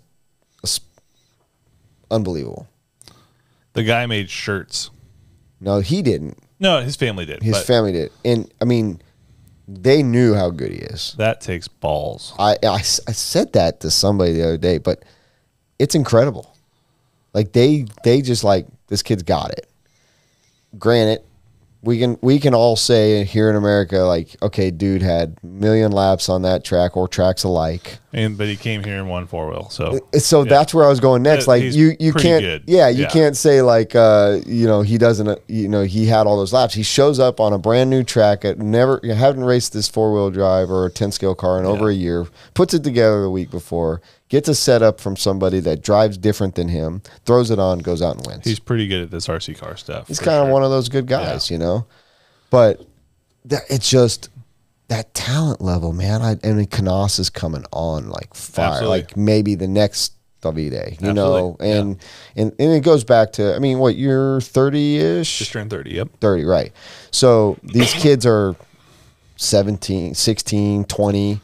They're going back to video games, their reaction, they're all they've done their whole life, where you weren't doing that, you were doing other stuff. You're a late bloomer. I'm the same way. I'm not even going to try to be a pro. This isn't about me, but like just the fact that anybody can get to that level at that age, but it's really what it's becoming. Yeah. A young man's game. Yeah. So to see people like you and Mayfield and Cavallari, like stay relevant and still making these big A's and making good A finals and world type competition. Yeah. It's fantastic. I respect the game. Mm-hmm. That's the big thing. Like the people have to understand, we go back to people don't know how much work goes in at home. Yes. That's the game. Like that's the respect. You guys don't just like, you're not just so good that you show up and you're like, make the A. It would be a lot easier if you could just grab the car off the shelf, go to the race, hang out, have fun. Even this race, this 10 scale stuff, it takes just as much time, but just spent in different areas. Like there's obviously attention to detail in 8 scale stuff and preparing your cars and, learning how to do that and having, not having wrenching mistakes and stuff fall apart and being able to finish 45-minute finals. But just talking about like the level going up, say 2015 to 17 range, if you didn't have a problem in a 45-minute main, you get 7th, 6th, 5th, something like that, because there's so many flameouts, there's so many, just things happening. Now it's kind of odd for someone to not finish. Right. Equipment's stronger, engines are better, tires are better, everything's better. Like there's not a whole lot of, we're putting on a bigger tire or a longer wear tire for the main, we're going to go slower. It goes from we qualify for 5 minutes to then we're at qualifying pace for 45 minutes. And no one breaks, and no one flames out, and there's problems that happen, sure. Of course. But, I mean, It's so gnarly these days. It's insane. Like I was talking about this to my buddies before I came here. We were talking about like, past races and going back and watching videos of it and stuff. Like I went back and watched a video of 2019 Silver State when I won Truggy. I went back and watched that final just to relive it. Yeah.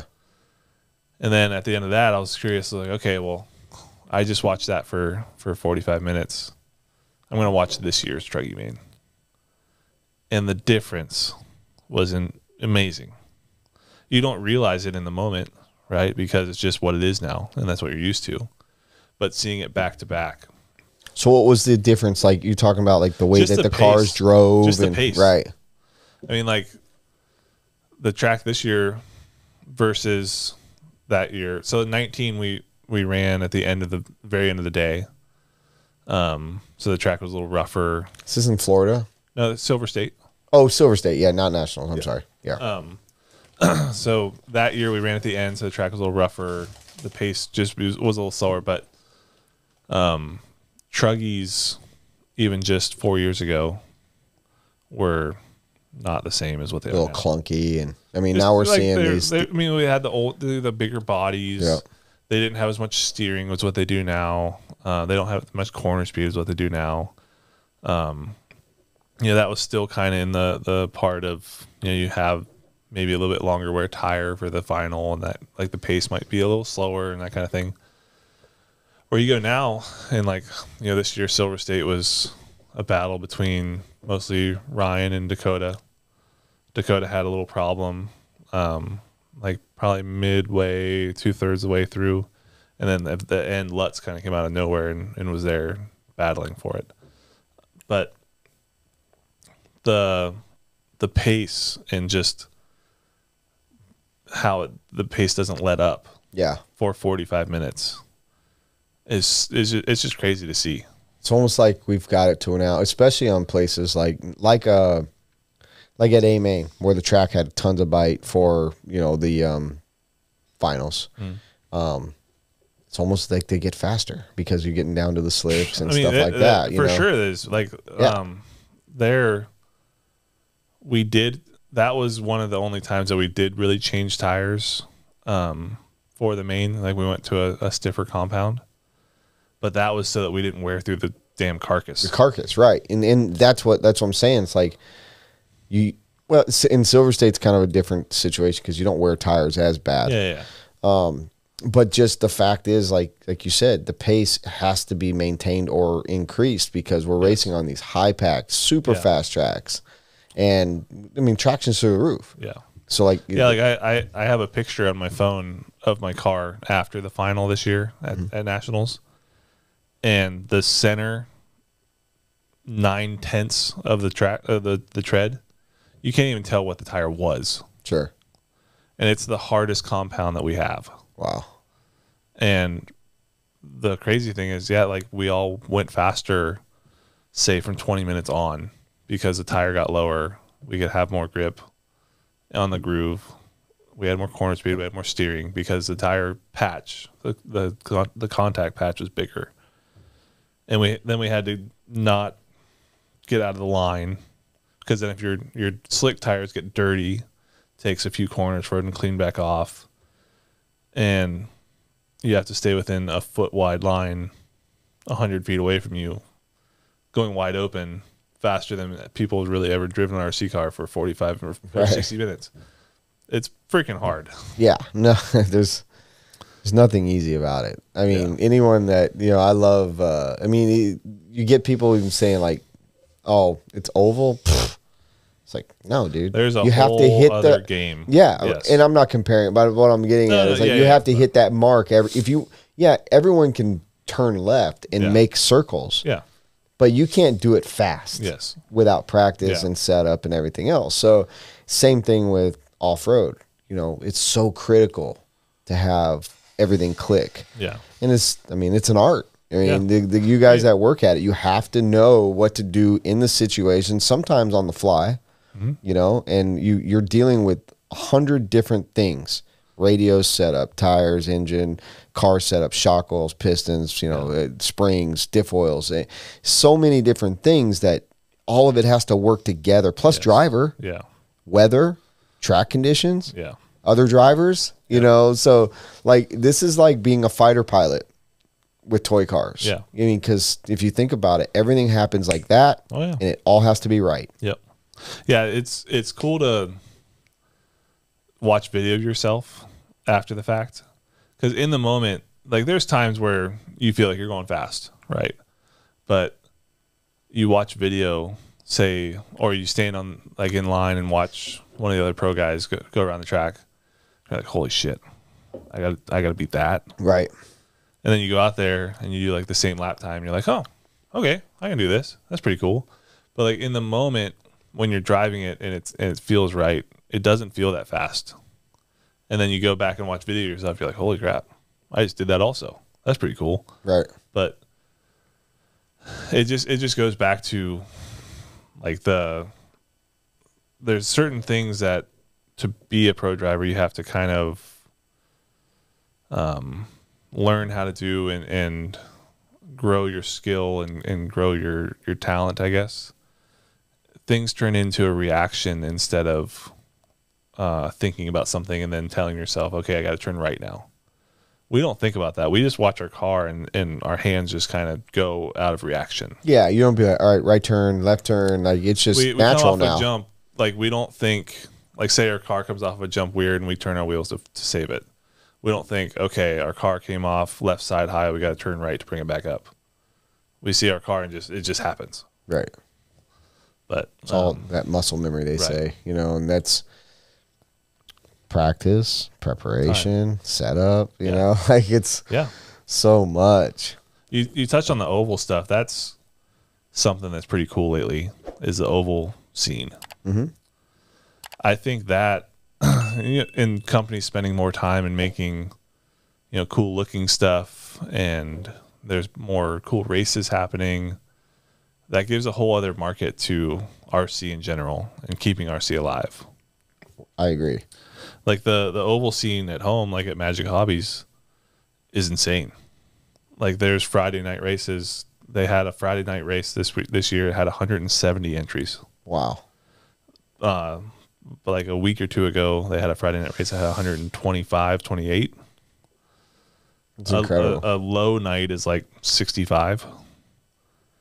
And the cool thing about it is, say, if your reaction time is not good, or say you just can't figure out the off-road game, and you go to a race and you can't make it around the track consistent, the oval stuff gives such a market to people that say don't want to partake in the off-road scene, because they can go in a circle for 4 minutes, right? And they can feel like they're racing and they're in something. And they also have some really good classes that aren't super fast, that also, and then classes that are super fast. Right. And that's, I'm an oval guy. Mm-hmm. I grew up oval. Off-road was never my thing until I got into RC. But the thing about oval that I love is just the setup. Like, there is a very big setup difference, and you're not trying to make everything equal, and you're offsetting, and it's different. But I grew up that way, and even just the driving of it is so different. Like I started, so I have a sprint car and a SC mod, and I'd like to get like a late model and stuff like that. The oval stuff is so fun, but it's even so much different just driving, because the cars, you let go of the wheel, it goes left. Yeah. So like, you can set it up how you want, but the way that I do it, like I hold a little bit of right wheel to even go straight. Absolutely. So that whenever you're in the corner, it's turning with a lot less. And you kind of just help it a little bit. Yeah. But if it does get loose, you have that throw right to save it. Right. But, they always say oval is where off-road racers go to die. And then now it's like drag racing is where oval racers go to die. But that's a good point though. Like It gives there's us and then so many things. Crawling's where drag racers gonna die. There's so many things, and that's what's cool about RC right now. The products are so good, and For sure. there's so many companies that are making really cool things that if you can't hang in off road, which is fine, like it's freaking hard. Very hard. You can go race oval with your buddies and have a blast. Right. And it's really cool, and it's like that can be fun for so many people. Yeah. And then say you can't figure that out, and you're into just the setup and just figuring out speed control things, and you're into tire prep and stuff. Just be a tinker. Help somebody. Drag racing. Drag racing. It's cool. It's really cool. Yeah. This stuff looks badass. AJ Marasco. Yeah. I haven't really kept up on that lately. I know there was a big boom. It's still booming. Okay. Yeah. But I don't know if it's a flash in the pan. But I know the oval stuff has been on the uphill, and I don't think it's plateaued yet. No, so much so that it's recognized internally by Roar at the moment, and we're trying to bring back national classes. Very cool. So oval is definitely in the forefront and being thought about. I'm an oval purist, so obviously I'm going to go to bat for it. I love oval to the point where I put on a race every year, even though I have a problem. I don't want to like call anyone out. It's not about a specific person or a few people, but oval and on-road do very similar things, and I hope drag racing doesn't follow in suit. But what happens in those classes, and in history proves that when people don't win in something, they just decide to like make a new class. And I severely disagree with this. Mm-hmm. Like, if we're going to talk about realism, so you got late model sprint cars, midgets, SC mods, okay, like those are some great realism looking vehicles, yes. And we can replicate that in a 10th scale form or whatever scale. Yeah. But we don't need to change so much that we're fragmenting entries into a few people a class. We need to, like we've talked, these big races in off-road that are getting sportsman, intermediate, pro, 40 plus, 50 plus, whatever else is going to be thought of. Yeah. I get it from the promoter standpoint, but we have to stop changing stuff to the point where rules can't be universal. And we have, like you said, great companies, Custom Works and GFRP, and you've got the ghost cars, and there's loose dirt, there's high bite and foam tire, rub tire, and all this different stuff. Yes. I would love to see a new kind of universal set of rules for a few classes in rubber tire, a few classes in foam tire, and oval. This is what every track needs to run, and hopefully Roar, as a committee can step in, work together, work with some of the companies that know what's going on in the industry of oval, and basically simplify and unify it. Because ever since DODC kind of stopped doing stuff, it's been in shambles. Old sanction? DODC kind of like, I believe, if I'm not wrong, took over and like made their own sanctioning body again. Like Roar kind of stopped recognizing it, turned it into their own thing. And I'm sure I'm like not 100% right about that, but that was the group. Okay. I mean, it was headed up by people that in the companies of oval, and it just kind of fell off probably about the time that I really start pushing oval and myself and beach hobbies. And it's still like, we still use the rules. There's still a body approval list, kind of like Roar. It's not updated often or at all, and it's kind of antiquated. Very few things are thrown into the website to change things, and things have changed a lot. We're talking lipo and better bodies are out there. We're talking speed control. Everything's changed. Yeah. So, as Roar could really help the oval community by just simplifying things so everybody can go to any track that they want to, kind of like we do with. And so like right now, like there's still, even in my experience of races goes strictly as far as 2 tracks close to me, but there still has to be Roar legal motors. Sure. And stuff like that. Like, I mean, I could see it for sure helping just to have, like you said, uniform set of rules to go by. Yeah. And if they could adopt a lot of what's still relevant in the DODC and then just change a few things to help unified across the board to other tracks. Yeah. And if people want to make, like, Mud Boss got really big and the Salvas brothers like created all those rules and all that. But if we just were able to bring in those rules and the rules that make sense with the DODC and then just say, okay, well, we're missing something here and we want to make sure that like this class is no more than a 10-5 or whatever. Like a few simple rules. No, don't outrule it. Don't make it so many rules that it sucks and hard to tech and everything else, but give the tracks and companies things to work with so that we can develop it and everyone can be involved. And at that time, maybe an Associate, a LOSI, you know, these other companies that one time were into oval could get back into it because they know like it's recognized by Roar. There's a unified set of rules. You know, there's tons of people doing it again. I mean, just look at Scotty's RC Chili Bowl, 600 entries in 15 minutes. You know, I go every year for the big car race, but I race the little car race to pass the day waiting to, you know, to go to the big car race. I would love to go to that once. It falls on an 8-scale race for us every year, but SIC. Yeah. And that's why I'm never at SIC. Yeah. I mean, someday I'll make it to that. Yeah. Just for like you said, I would love to see the big car race. And while I'm there, I could partake in the RC car race. But yeah, it's the way to do that event, being in our industry. Yeah. I mean, if you weren't, I mean, you could, Tulsa's not the best place to be in the wintertime, but like there's stuff to do. Yeah. But you can go and spend a lot of time there just like because you're able to like go in the pits. But like if you're a gearhead and you like motorsports, in my opinion, best race in the world. Yeah. Because there's no BS. There's 400 cars going for one win. Yeah. And like when Saturday hits and Alphabet Soup's on the line, dude, it is insane. Like we sit there and watch it. Like at SIC every year, me and Billy Fisher sit there with our phone, you know, flow racing, just watch it. I love Billy Fisher. Awesome guy. I gotta take a piss break. Okay. Well, that was good. I feel way better. I'm gonna knock a beer over if I clap. Oh man. So where were we?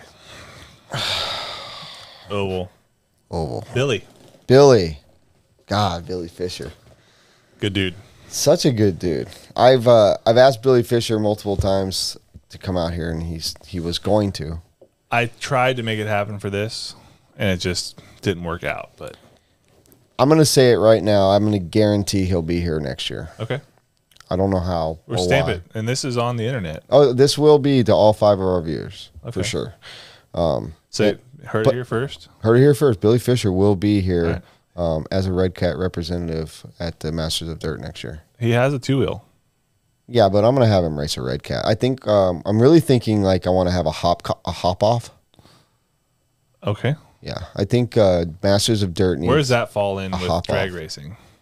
AJ could help us with that, Marasco. No, I'm saying like, do like drag racers go then to lowriders? Yeah.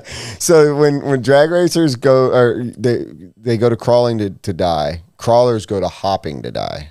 Yes. So things are badass though. They're pretty cool. They're so cool. They might get old, right? You hop around for a while, and you're but like, it's a certain. But the stuff looks cool. It's pretty cool. It's very scale. Yes. Very scale. They did a fantastic job. So Red Cat, had the most terrible reputation for so long. It did. They've done good. They have come a long way. And man, I mean the bashing world, I don't know how much you like dabble or know about the hobby shop life because of, like the family being in the business. I could know more. I definitely don't know a lot, but yeah, there's a lot of weird things happening in the leaders of bashing. So like, you've got Horizon with Arma, and then in Axial, and you've got Traxxas, who's just the 800-pound gorilla, and they control us. And then you've got someone like Red Cat, who is probably just like, hey, we're over here. Mm-hmm. And I think that their quality, and even talking with Billy, he's like, yeah, there was a time frame where like it was just all rebranded, crap, and but they've changed. They've designed all their stuff now in house, and it's gotten much better. Yes. We started to sell it. It was something I always said no to, but having a relationship with someone like Billy, I feel more comfortable spending time, effort, and money on a product where I know I've got people that are someone I can go to. Right. Before it was just like, oh, you might have a sales rep, and that even if you did, you got to talk to them and deal with the crap. But where I got a direct line now, didn't used to, Yep. I like seeing that competition. Traxxas is, I believe, created a massive, awesome space in the RC world, but now I kind of feel like greed is setting in a little bit. Yeah, I mean, can you blame them though? Like they've created such a, I don't know what the word is, but easy transition for an everyday person to get into RC. They come to a track and then they move on to racing stuff. Yeah. I mean, you talk to 9 out of 10 people what their first RC car is. Slash. I mean, 9, especially in the racing world. Yeah. And like you talk to anyone in the world that knows not a whole lot about RC, and like they ask me, say what I do for a living, I race RC cars. Oh, like the Traxxas stuff? Not really, but it's so well known because of sponsorship dollars, getting RC into mainstream, so on, so on, so on. I mean, they kind of have enough market share to be whatever they want to be. They're like the Kleenex of RC. Right? Okay. Like when you think tissue, if someone says you blow, no matter what, it's called Kleenex. Kleenex, right? Yeah. Traxxas. And their brand recognition, they were smart. They got into motocross. They got into monster trucks. They got into off-road racing. They were mainstream. They wanted to make NASCAR. They wanted to make a drag car. They sponsored a drag car. Right. Yeah. Which flopped for them when they did the funny car. It did. And then it took everyone making slashes into damn drag cars for them to come out with a slash drag, which is, it's wild though to think that they had a drag car, no one wanted it, and then they come out, other people make a no prep deal. Yeah. But yeah, I mean, they're geniuses. I like the brand. I support it. There's just things going on. I'm like, you're hurting us, and they're not hurting everybody, but they're hurting certain people right now, the way that they're doing their business. I've heard some of the, I guess, legalities that they go to, the lengths that they go to for, say, like copyrights and that kind of thing. That's a little gnarly. Yeah. But, they'll go after you in a heartbeat. Yeah. Anything that's copyrighted, trademarked, they are not playing around. Yeah. But they've got the money and power to have that on standby. They do it because they can. They can, right. And then they're, I don't want to say bullies. I don't want to say that they're bullies. I want to say that they're very adamant to keep their whatever that they have theirs. And I don't blame them. Yeah. There's some things that they could be a little bit more like, hey, come on, guys. Yeah. Some of it's a little not necessary. Let me call this guy under the table and take care of it. Right. Yeah. Like, call him, talk to him, say, yeah, can you change the name, or like, can you at least like not copy us 100% or whatever?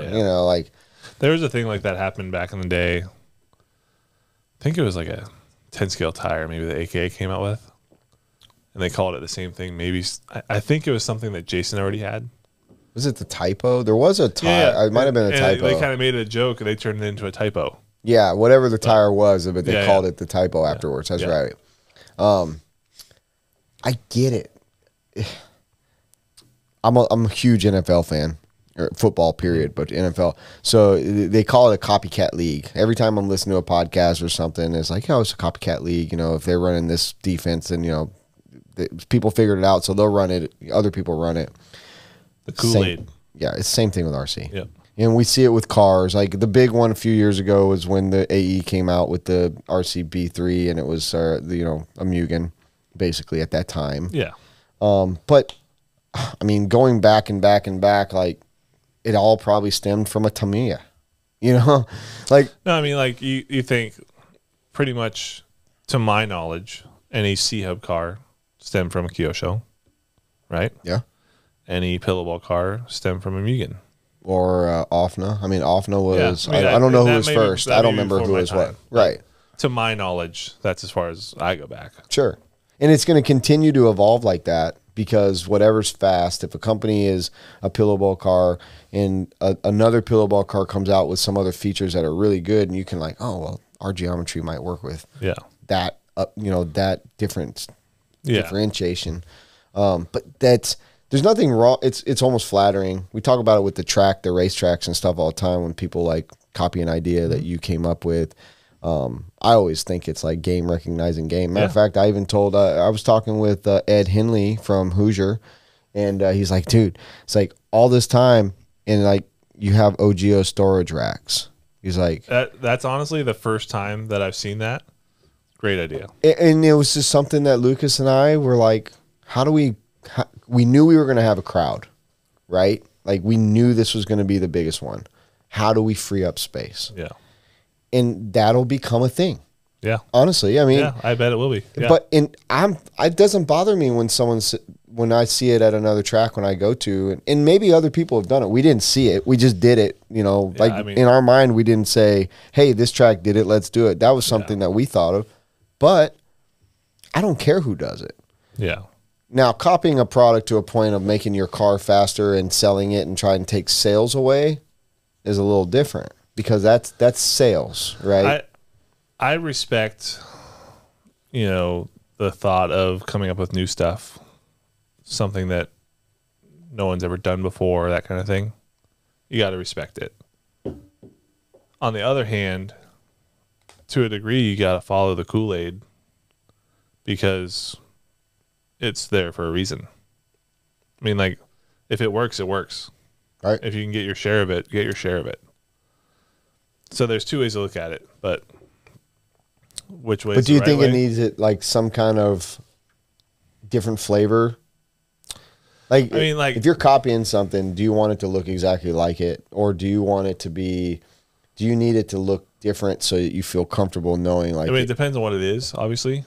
If you can get the same result in your own way, sure. Like, kind of hide it in a way, right? But goes back to how close the racing is these days. If other people have better stuff than you have to make better stuff. That's what it is.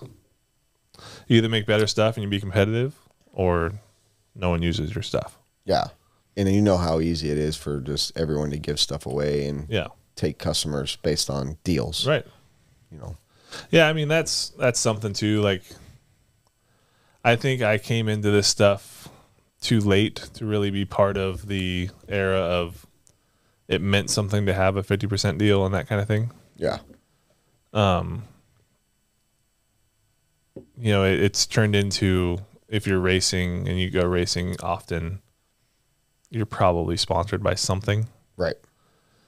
And that's just kind of the way that the market's gone. And that's how companies are getting sales now.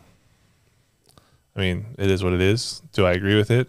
No, because whenever I came up in motocross, it meant something to get sponsored by Scott Goggles. Oh man, and so big. Like anything sponsored, fly racing, and just whatever. You know what I mean? Like, like I had my own little deals that I was proud of, and we had decals on the trailer, and we had fresh, good looking stuff, and we showed up to the track looking good and that kind of thing. That was something to be proud of. Was everyone sponsored? No. Is everyone sponsored in RC? Not 100%, but 80, right? Oh, I would say easily 80 at this point. So, I mean, it's... Would you like it to see it a different way? Sure. But I guess that is what it is these days. I just think it takes the value of being sponsored away. Yeah, I mean... And also the hard work that the people that deserve it is diminished. Yeah, because like you can say someone walks up and not taking anything away from anyone. This isn't a specific brand because I have to do it. I mean, because if you don't, you're going to lose them to the guy that will. But I feel like there was a bigger separator, like back in the day, if someone that didn't know a whole lot walked into a track, you could kind of tell who the pro guy was. Now you walk in, like there's someone that could be racing the sportsman class Has a and deal with you have something. no idea by the looks of their stuff. You know what I mean? If who's faster, you know what I mean? Like if you don't know, you have no idea. Right. So I mean that I don't know. There's so many ways to look at that subject. Yeah. The only quarrel I have at this point, because it's just now ingrained in our industry, is I just wish there was a way that we could teach the people that are just getting into it that it doesn't mean that you're cool if you're sponsored. Yeah. Because I think a lot of it is they see their people that are kind of like helping them, which is what they're supposed to do when they're sponsored. And then they're like, that's my next move. I want to race for a month or two and I want to get sponsored. Yeah. I want a chassis. I want a tire. I want a motor, engine, electronics, whatever. And I just I mean, we're inundated between our brands that we carry. I mean, imagine like places like A-Main, other brands that just have lots of brands or whatever that we get inundated with emails daily.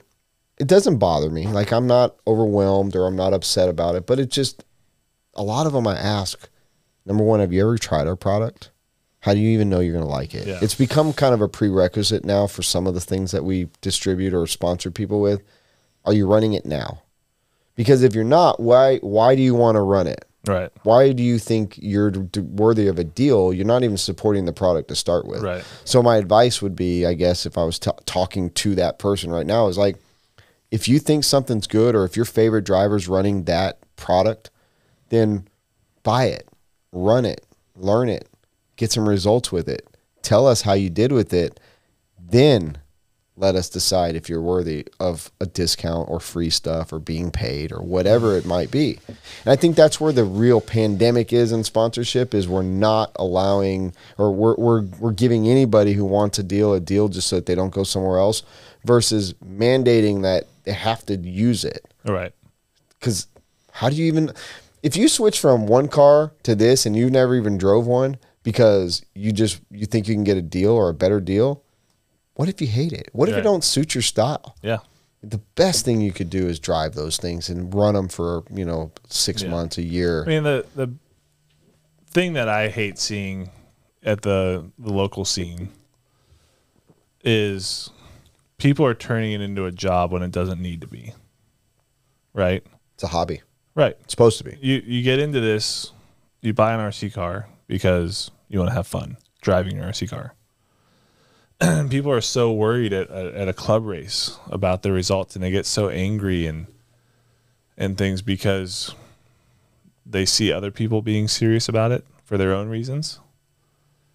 And I just want to, and I do sometimes go out of my way to talk to them, like, buddy, like, you're here to have fun. Yeah. Who cares if you're in the B main? Who cares if you get, you crashed 3 times? Like, try to do better next time. Yeah. You think your job's going to fire you on Monday because you Right. finished, 10th in the C? Right. It doesn't matter. Right. Now, I think that stems, and maybe that's partially our fault from people seeing that from us, like, because we do take it so seriously that emotions do come out. And then that, people look up to us, that gets passed down, so on. That means that we, as pro drivers, need to do a better job. But it's frustrating sometimes to see that people go to a club race to have fun and they end up not having fun. Right. And I wish that would be a little different. I'm a firm believer in you're spending so much money on your hobby to have fun. Why are you letting yourself be upset about it? And whenever I first started, like, me and my buddies got a bunch of ready to run SC10s, and we built a backyard track, set up floodlights, tilled up the dirt a little bit, had like 10 of us standing in a line. You went full core truck. Yeah. I mean, that's all we knew. Right. And there's like 10 of us, and we all, put in 2 batteries into the pile and had 4-port chargers going and just had fun until 2 a.m. It was the coolest thing ever. I was in a wheelchair at the time, so they'd lift me up into the back of a truck. And we did like 3-lap races. coolest thing, most fun thing to this day that I've ever done with RC cars. Yeah. With your buddies. With my buddies. And that's how it stemmed. That's how it's supposed to pretty much be. And then, then we go to the next step. We go to our, local track that's an hour away that we found out about. I walk in there with my tub of RC car stuff, right? You have a tackle box full of a couple wrenches, your kit, camber wrench that at the time you don't think matters, and you don't know what shock oil is in your car and stuff. And you walk in and someone has a setup board and a pit light and like, holy shit, that guy's pro. Right. And you just don't know, but like you're wide-eyed and you're having fun. And people get intimidated now because, like I said, you walk, like going back to you can't tell who's fast and who's not because everyone thinks they need to have all these material items. Right. When it's your hobby, have fun with it, man. Like, yes, I understand wanting to be competitive, wanting to have cool stuff, wanting your car to look cool. So, everything. But I wish that there was some way to just get it to be more laid back, more fun. Well, the problem is RC racing's like crack. You want to do it so badly, and you're trying to free up income or get it cheaper so you can do it. And everyone's like living. Not everyone. People live paycheck to paycheck, and they can't afford it without it, and they think that they need it to do it instead of like saying, okay, I can only go to one big race every couple months, or I can't club race every week or whatever. Right. But now they just need a sponsor to do it. Goes back to living within your means, right? Number one, and I'm not trying to like preach to how you need to live your life, yeah. But we shouldn't, as an industry, lose money.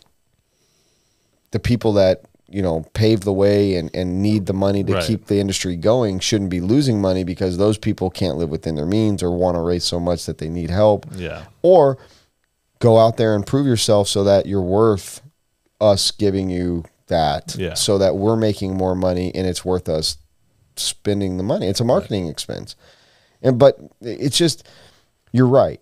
It's such a hobby that motorheads are going to want tinker tools. They're going to want the latest, greatest stuff. I mean, we have 10 of everything. You're like, oh, that's cool. I've already got one, but that one's cooler. Yeah. And you got to buy it. So you spend the money. Well, you start adding up. And everyone's like, oh, if I had a sponsor, this would have been 25% less or 50% less. So in their mind, and then it becomes to having the names on your shirts and thinking that you're, part of the pro crowd or whatever. Yeah. I personally want to see people just have fun and earn their way to where they want to be, not just think that they deserve to be where they want to be. Like it just goes back to even, not any single driver, but say those guys that are in the 50 to 70% off driver range. They come into a weekend all pumped and excited and ready. They end up not as good as what they did or what they were hoping to do, and they leave with their tail between their legs. Yeah. When, again, it doesn't matter. If you're a good person, you represent the companies well, you have a smile on your face, you're helping others, who cares? Yeah. I don't personally care if you don't have the weekend of your life. I'm pumped if you do. Yeah. But if you end up in the C-Main, you end up in the C-Main. It's racing. Yeah. The next week you might win the A by a lap. I mean, if Who knows? You don't know. It's so tough, and that's why we race. We don't race just to win every time. That's your goal. Right. You race because it's fun, and it's competitive. It's competition.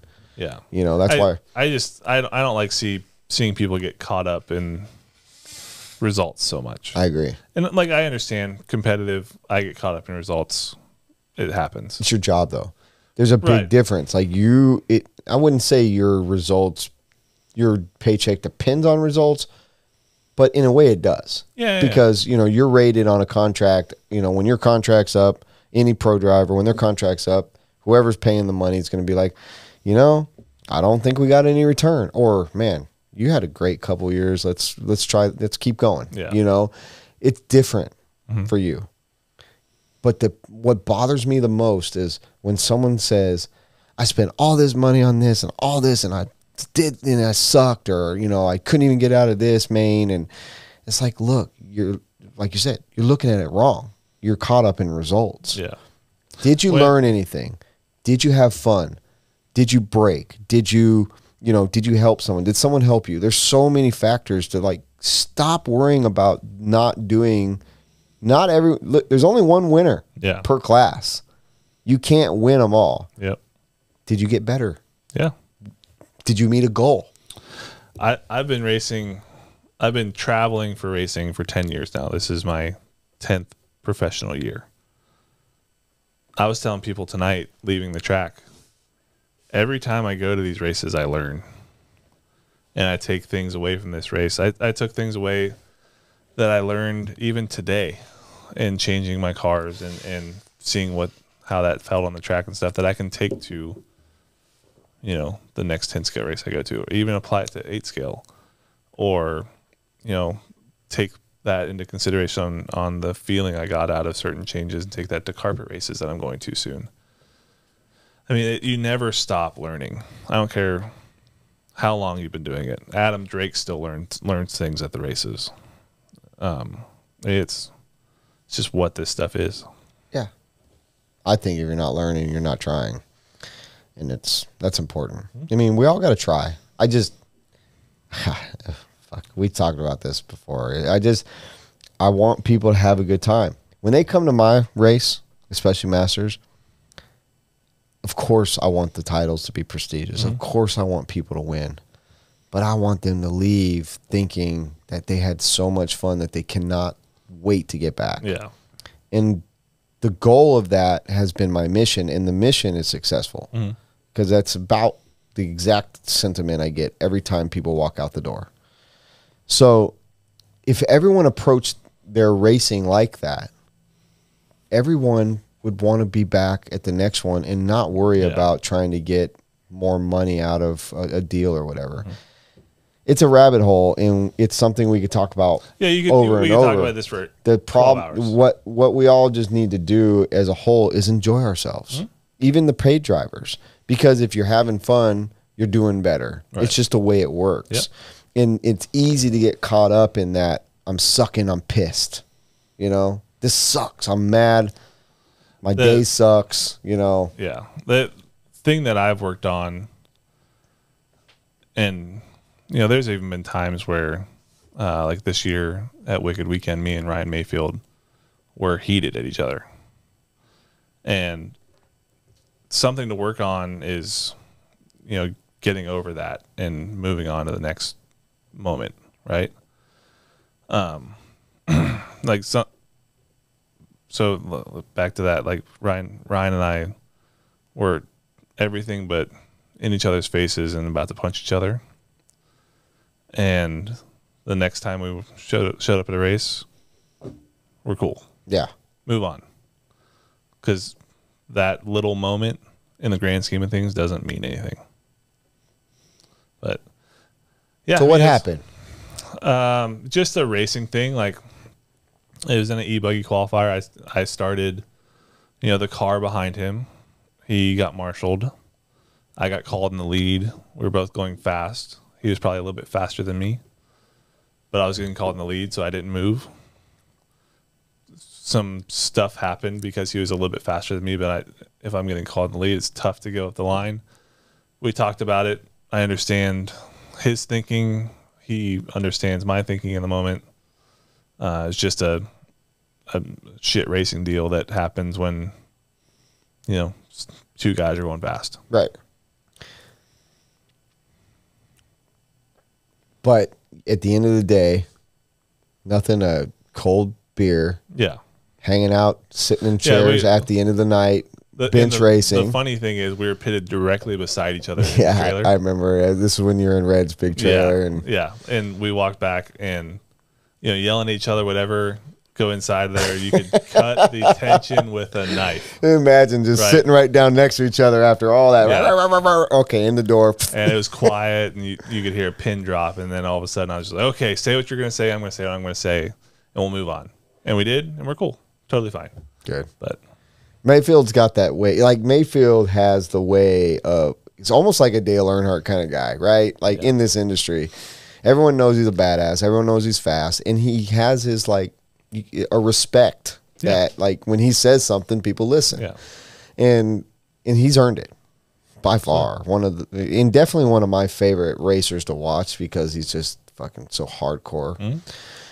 But in the same token, like just because he's Mayfield don't mean he's right.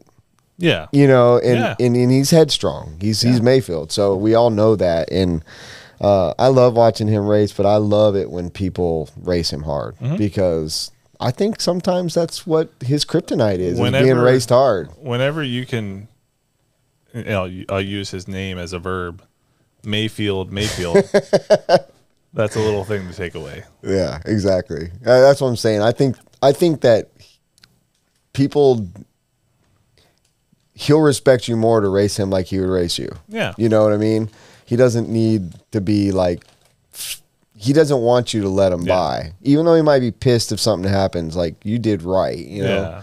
He would do the same thing. No, I mean, at the end of the day, like there's, in the U.S., our core group of traveling guys, the traveling circus, we all have to race each other again next week. Right. Why do you want to show up there pissed off at a guy? Right. There's certain people, sure, like maybe you stay away from them, whatever. But on the track, you have to have some sort of mutual respect. Sure. Or else it's just going to keep on biting you. Yeah, it's going to hurt you both at the end. You know, someone's going to just keep beating you. Yeah. He's one of those ones, man. The personalities are so, the spectrum is so straight. They're like, the mountain's high, right? Like, you've got quiet people, you got loud people, you've got guys that you just don't know what they're going to do. The talent is so close. Like we've talked before. Just the equipment and talent. So I love, and we've talked about this before, and Lefty talks about this all the time, No Name. Like, having drama is good. Being like what you just said, letting it go before the next race is also good. Mm. To an extent, like we need to also see a storyline between the top racers. Yeah. We need more, I don't want to call it drama, but we need more rivalries, maybe is the word I'm looking for, in a sense. Friendly. Like for you guys, it's friendly, but for us on the outside, we're like, Joe took him out last week, and fuck, he's got one coming. Like that's what we need to see on our side. It's tough to see that whenever we're in the moment and like we're living our lives, right? I could see that as being a fan of our racing and stuff. But it's so tough to understand that point of view from our point of view. Sure. Because at the end of the day, like, I mean, the way I look at it is like, I'm a normal guy.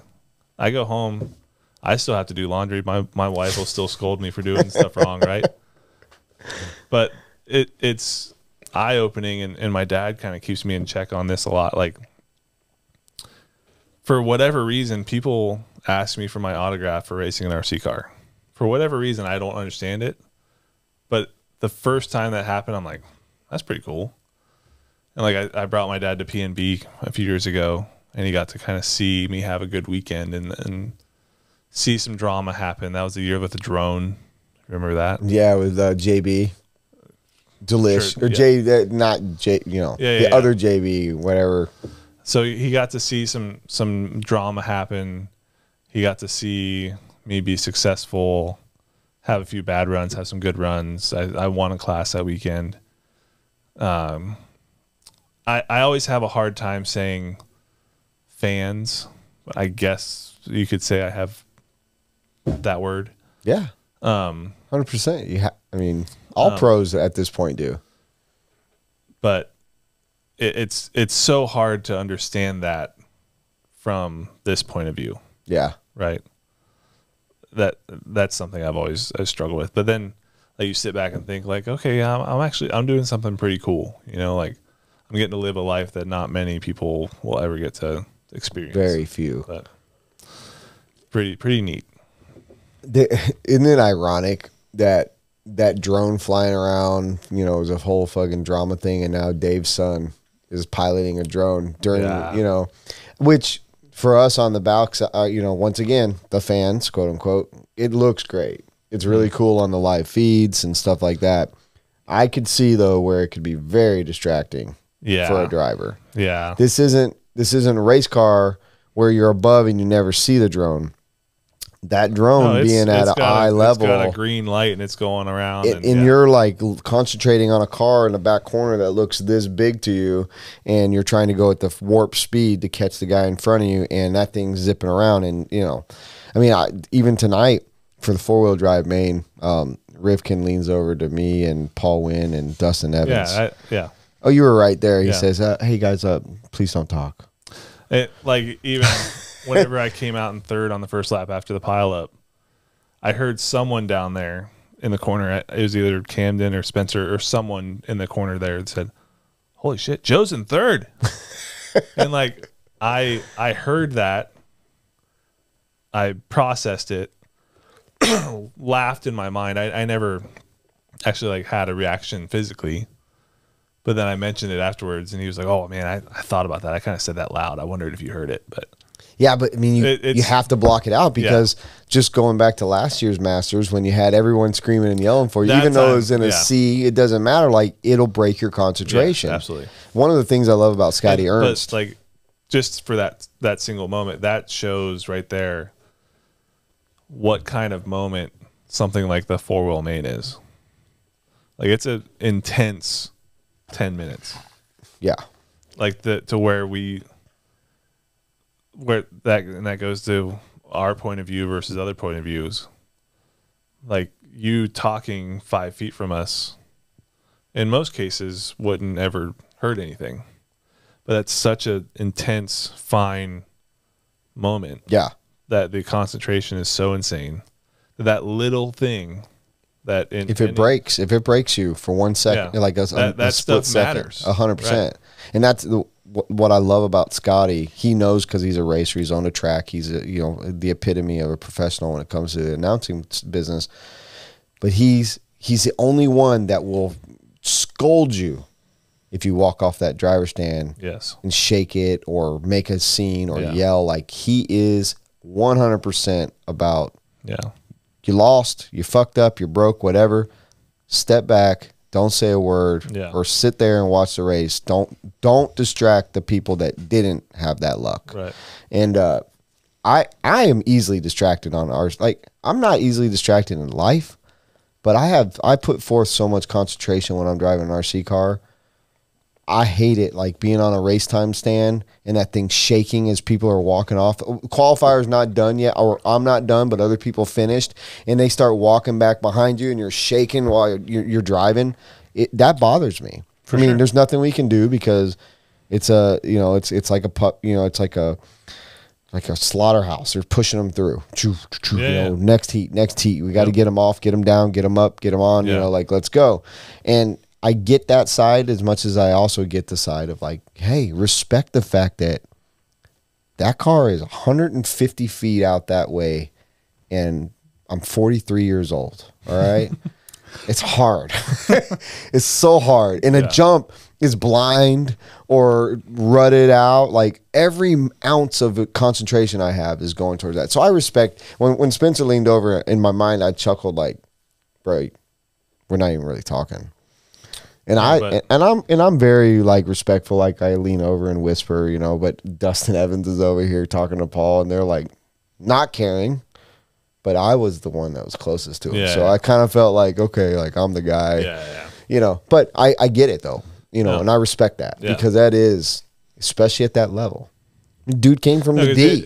It's easier to say that little comment than for there to be talk going on and get mad and have to say something louder in the middle, and then you know what I mean? Yeah. But, no, I respect it. Once again, I mean, it goes back to the whole like the drone, just being fully invested in what you're doing at the moment. The concentration it's got to be unreal. Yeah. And that's one thing that I think people will make them better drivers, especially myself, is not being frustrated when you like being able to erase what just happened and be calm when you get marshaled and go on.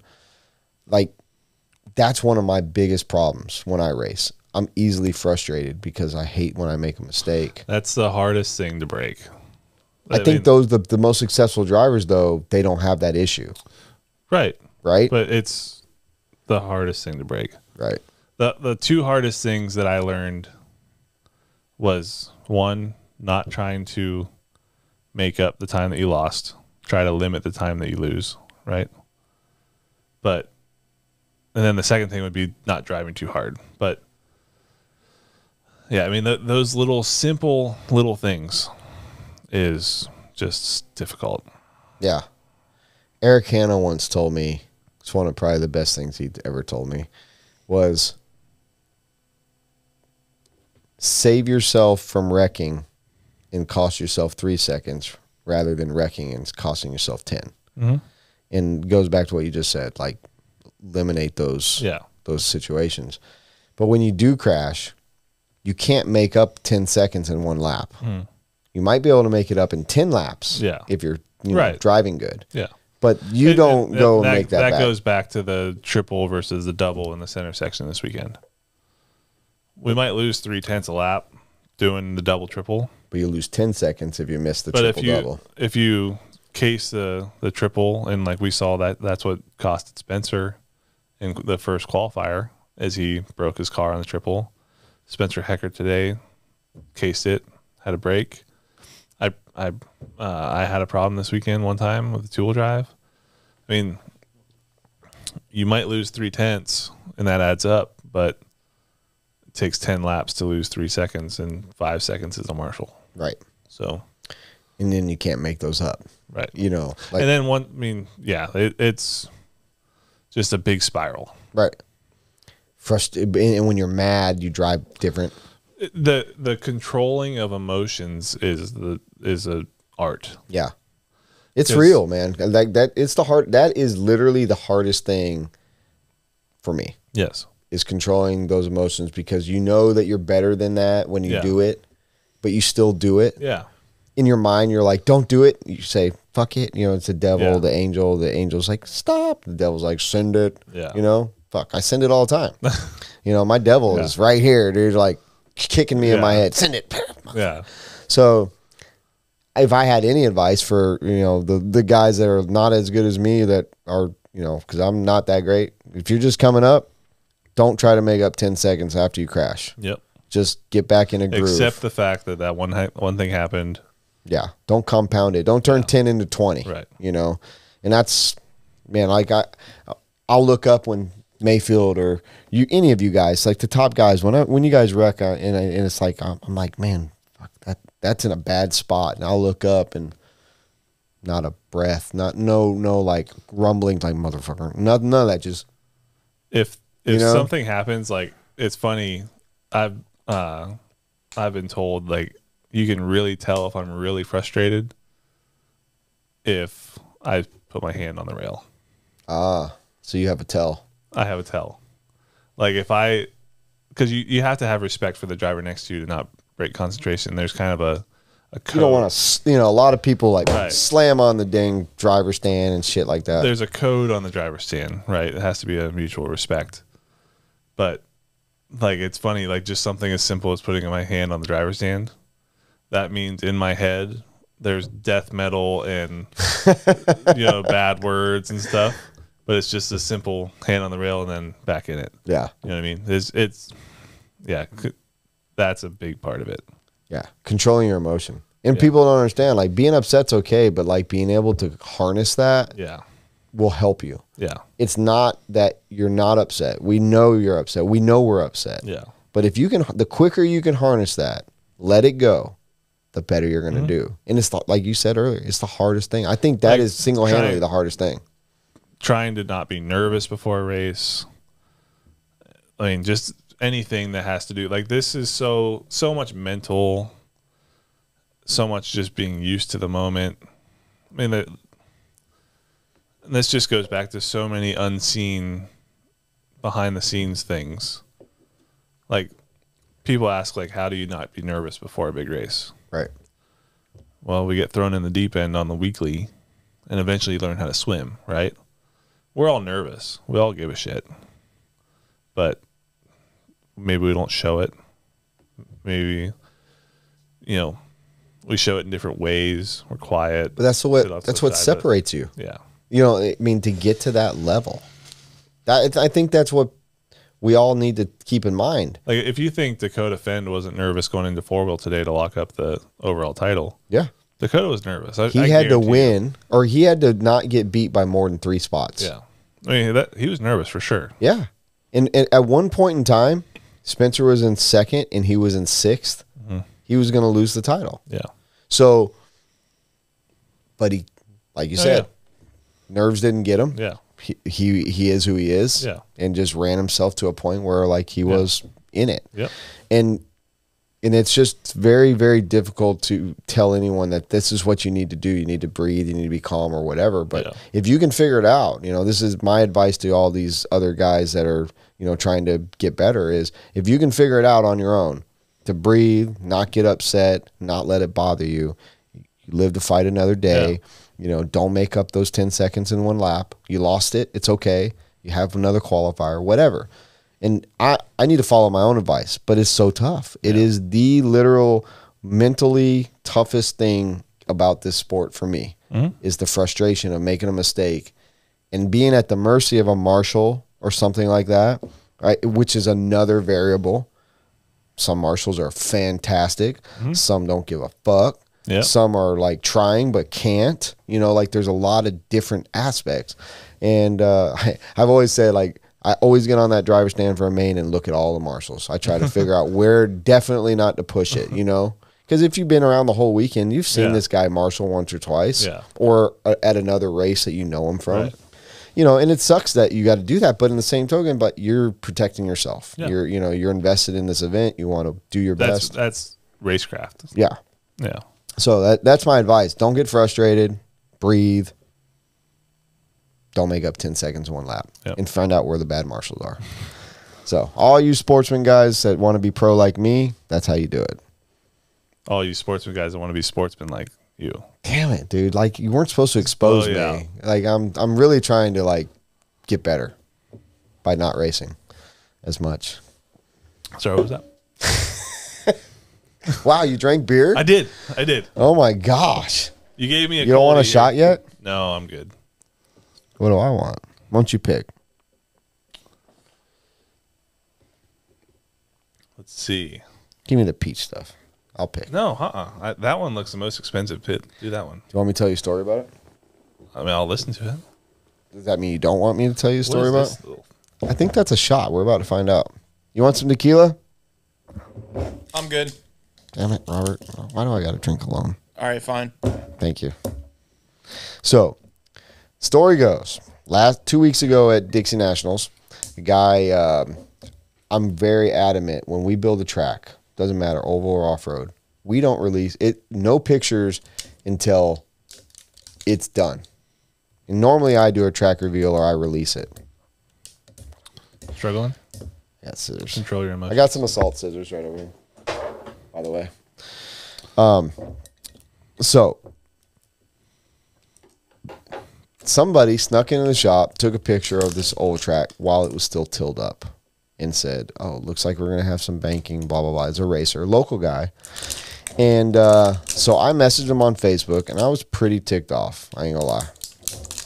I don't dislike the guy. Great guy. No problems, But I was pissed because I have a code. My code is I'm the one that decides when we show what the finished product is. It wasn't finished. So I messaged him and I was like, hey man, did anyone tell you that you could do this? And he said, no, I just assumed that I could because I did it last year. There's a trash can down here.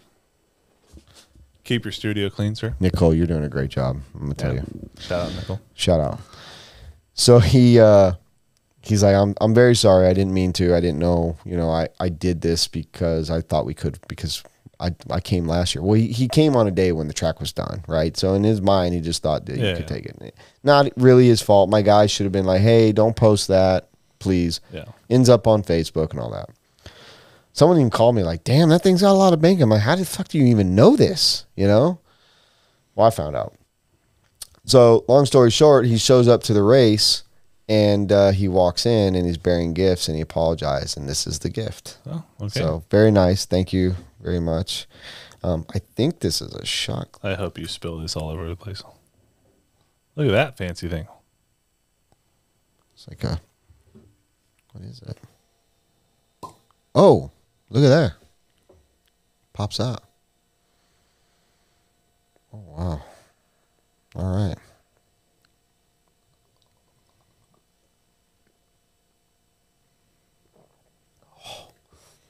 Okay.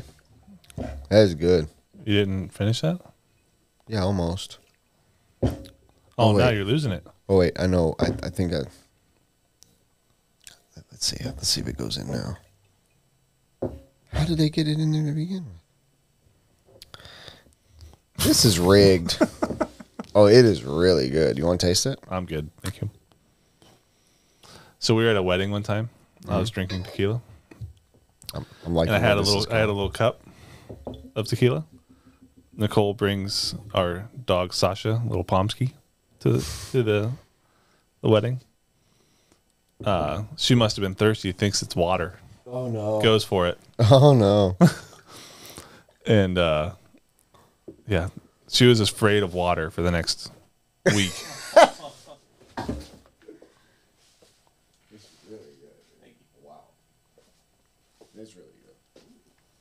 Hey, I'm not going to call you out or anything, but Mayfield drank tequila with me, so That's fine. peer pressure. It's fine. I have to drive. Is your van over there? It's in this parking lot, actually. Oh, okay. I was going to have you just drive my truck and drop you off, but Oh, good. sweet. How did the boys get home? Spencer's buddy. Oh, yeah. Where'd he come from? Supposedly moved to South Carolina for work. Wow. So, I really like those kids. couple knuckleheads, Yes. but good kids. Can you imagine this day and age being like Camden Line, Spencer Hecker, Aiden Horn, being that age, this day and age with the cell phones, the video games, the terminology of talk that they use, English. Mm-hmm. You can. I can't. No, like, no, I'm just I'm blown away. And It's so nerdy, but so like cutting edge for me. Yeah, I mean, like, you think they've been around this stuff pretty much their whole lives. Sure. And, like, we had a conversation, a while back about just how tough it probably is to grow up in that pressure and that kind of thing. Yeah. Yeah, I mean, you got to respect it. Do we? No, I do. They're knuckleheads for sure, but they're good kids, they both have good hearts. They're both good kids. Yeah, I had Spencer on here. It was pretty good. He's a joker. I love Spencer. Yeah. I know that the when I finally get Camden on here, it's going to be off the chain because me and him we jive. Yeah. He's gotten in the past. I mean, because I've basically gotten to witness that kid grow up, right? And both of them, really. Sure. Because I've been around this. I've been seeing them very often for 10 years. Yep. Yeah, it's pretty wild just to see the differences. And, like, just in the last few years, how much Camden has changed. Yeah. And seeing his personality change and him becoming a young man and that kind of thing. I agree. Cool. I agree. I mean, I could, as much as even like the last 6 months to a year with Camden. Absolutely. For sure. Yeah. That leads me to, I want to know, like, what is internationally or domestically, who is the next big thing in your mind? Like watching being on the circus, being on the road, the guy, the kid, the man, who is the next big thing in your mind? Who's the next Spencer Rivkin? I mean, he came out of pretty much like, I wouldn't say nowhere, but like he has really set the world on fire. I have been really wholeheartedly impressed with Tater in the past year. He's really matured. Really mature. Yes. Like I even made a Facebook post the day of Worlds that happened that he's turning into a hell of a young man, and I truly believe that. You know, there was stories about him back in the day. I witnessed. Yeah, I mean a lot of people did. Yeah, 100%. About, you know, some stuff that happened, whatever. But just even in the past, I mean, there was even times where I'm like, well, I don't really want to talk to that kid. Like he's doing his own thing. But like talking to him away from the track, having life conversations, just maybe even helping him out with the head game a little bit. The kid's a hell of a human. Yeah. Great heart in him. Parents have done a really good job. He's grown up so much in just the past 18 months. I agree. And then we got to witness something really cool at the Worlds. Which I say he dominated. A lot of people might disagree. He owned it. He owned and dominated two-wheel. Owned it. And was amazing in four-wheel. I mean, he was one spot away from being Yeah. in the A and probably could have, on a good day, won that too. Yeah. Honestly. Yeah. I mean, that he was BQ, but it could have as easily started fourth. Yeah. But, yeah, I mean, good kid. I mean, there's so many, like you said, Aiden, great kid. Brent Schimmel, great kid. I don't know, name a few, name them. Yeah. There's they're not there. really many bad apples right now. The first one that came to your mind was Tater. Yeah, I mean, so we've talked. I became a lot closer friends with him in the past year than what I ever really thought I would be. And just honestly, from playing video games together, talking outside of the track, me coming to more 10-scale races, because like at 10-scale races, there's more kind of time, and you're all pitted. It's like downtime because There's we're not downtime. wrenching as hard. There's downtime. You're all kind of pitted in the same room. At 8-scale races, you're separated in your own tents and stuff. But seeing the amount of work that he puts in, the amount of knowledge that he has at 16 years old is very impressive. He doesn't have dad wrenching for him. He does all of his own stuff. He goes to the track a ton, works his ass off. And he's 16. Yeah. And he just won a Worlds. Yeah. I mean, who knows what he's going to do? I mean, when we were at Worlds in Spain, he had a lot of speed too. For sure. And that goes right back to what we talked about, that in a different setting, who knows? Right. And I've been I mean, he's been making all the A's at race time, you know, making the A's at Joey's races. Yeah. Like, he's there. For sure. He's not someone to turn an eye to anymore. Right. You know, he's not that punk kid we saw 2, 3, 4 years ago. Yeah. And I love Tater. The last couple of years, like you, I've also, a lot of it's because of Dakota, because I work with Dakota pretty closely, and they work together closely, and inadvertently I take care of Tater a little bit with certain things. But just for instance, this specific weekend, he walked up to me at the end of the weekend after everything was done. You know, I'm trying to get everyone out of the fucking shop. Yeah. Everyone's just wanting to stay there. After being there for like 150 hours in a row, Yep. everyone wants to hang out, right? And he walks up to me and he's, you know, shakes my hand. He's like, I just want to tell you, all the people that bitch about this, he's like, this was one of the most fun and challenging tracks I ever been on, and you did a great job. Yeah.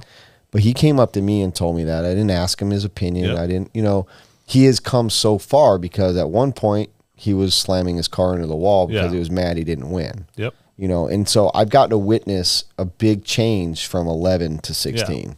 Yep. He was 11 when he first came to my shop. So I agree with you. I think he's definitely in the top 2 or 3 young kids that are the next big thing, for sure. For sure. And Aiden, I mean, we got the opportunity to talk with Aiden in here, and he's I don't know if he's confused with the whole A scale thing, but he's really good at 10 scale. Yes, absolutely. And his A scale program, I hope something clicks, because if he can drive an A scale car like he can drive a 10 scale car, he's definitely got the talent. He can. We've seen it. Yeah. Like at LCRC, he got second. Right. Whether there's just maybe a piece missing somewhere, he'll find it.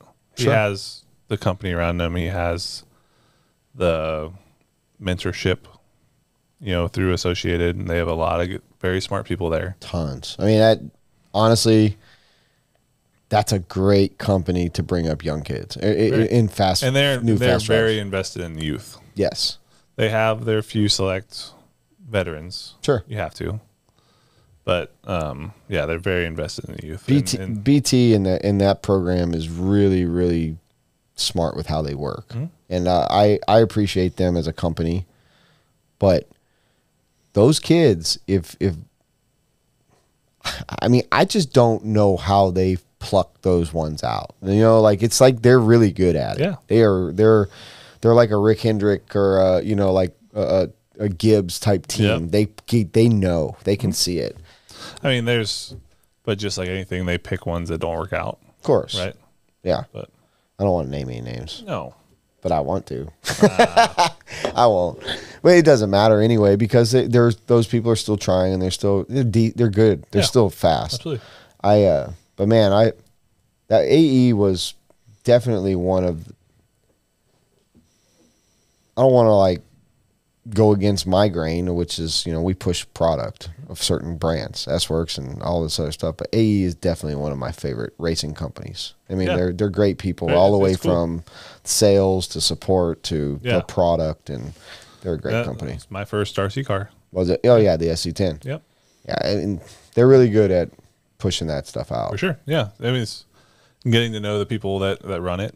I mean, yeah, good people. Yeah. Are you going to, you think you're going to, what's your concept on the whole Brazil Worlds thing?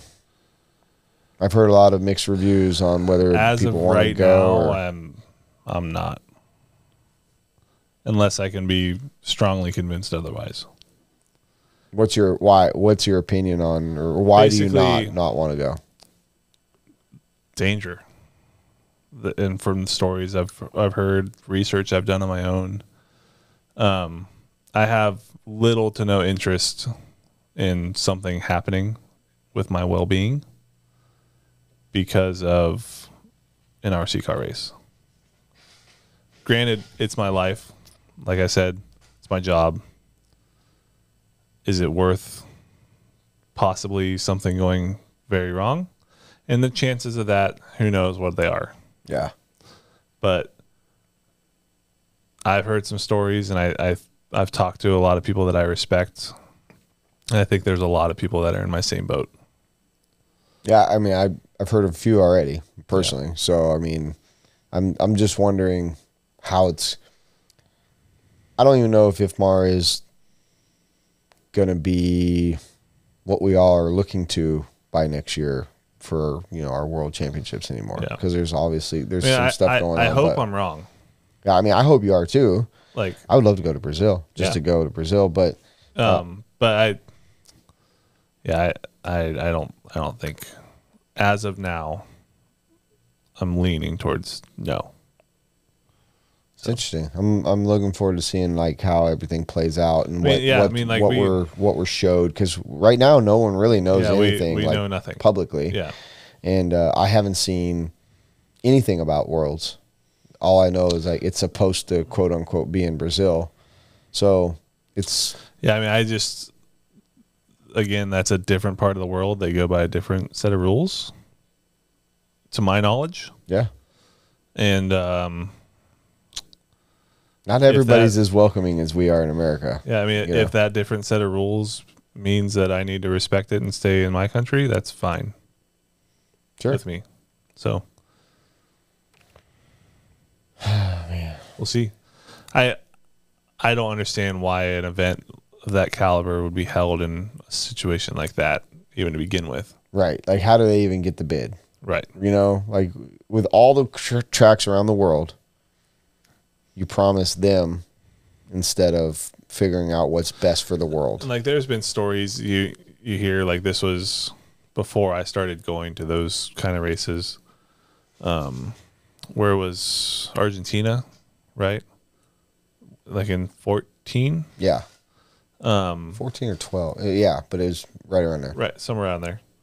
To where like guys are held in customs for hours. Had to pay to get their stuff out. Yeah. And then they got their money back and got their stuff back because some other sketchy guy went and handled it. And I mean, it's a wild part of it, but I don't know. I feel like I would have to be guaranteed like escort, I guess. Like passage and escort or whatever. Like it would have to be like handled and explained very well and shown to us what's going to happen, and like if we would all maybe even go together, like coordinate even across teams, rent bus together, like whatever, so like, we all travel together. Something would have to happen to where we would maybe go down there with numbers, like all the Americans are together, right? You know what I mean? But I agree with you. I'm kind of like all the places we could go, and we're gonna choose. There's so many safe places, and even in Brazil, there's good safe places. Absolutely. Like this specific place that they're talking about. Like I don't know if anyone from Brazil would ever watch this, but out of 5, maybe 1, maybe. I don't want this to come across wrong. Like I'm sure there's places that are fine, but we're pretty numb and unaware of certain things that go on in certain parts of the world. Yeah. And it would have to be well explained in order for me to be on board. Did you ever feel unsafe in Spain? Very little. Not to the point where I was truly scared, but slightly nervous a couple times. Like in like transit, like on plane or like stopping in a town to get gas or fuel or whatever. Right. Yeah. Just picking the wrong place or whatever. Yeah. In all my travels, I've never really, and not just RC, but in life, I've never really been too worried about where I've been. I kind of throw caution to the wind. And I'm personally, from what I've done the research and heard from people, I've heard that it's unsafe, but I do have a couple Brazilian like customers, one who's an S-Works guy. And he says, oh no, it's very safe in that area. He said, one of the things he did say is having a guide, having someone that knows the language, stuff like that. And I think that's kind of key in a lot of non-English speaking places, especially if there's like English isn't like quote unquote the second language. Right. You know what I mean? But that's traveling 101 in a sense, like if you go on vacation. I've never traveled abroad other than I went to Neobuggy in England. I went to Spain. I went to Australia. I went to Mexico. But all pretty mild travel for us, for Americans. Correct. We're not liked everywhere, obviously. But I feel like I would be almost as uncomfortable going to certain places in Mexico as I would Brazil or anywhere else. We were aware of that. And we just don't do it. True. You know what I mean? The only reason that we would want to go there is for the Worlds. Right. And it's not like we're getting paid enough to go somewhere to put your life in danger. Right. And so I'm interested to see exactly what comes out. Yeah. I did hear if it becomes a thing to where there are enough people that don't go, then it's fine. It doesn't count. Yeah, it's not a strike. It's not a strike against any one person at that point. No, but it becomes a point of okay, well, it's fine because if not everyone's there, it's not a Worlds anyways.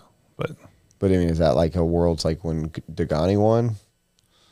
I'm not even aware of what that was. Was that a poorly attended event? From what I understand. I mean, you see him drive today. It has to be right, but I mean, it's Dagani. Look, Dagani, you made it on the best podcast. Yeah, great. Let's talk about someone else.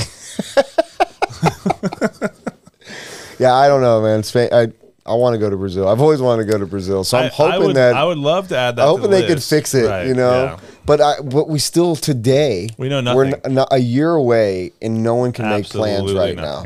Yeah. And from what I understand, what's happening at IFMAR, and God, this pisses me off so much. Great leader there.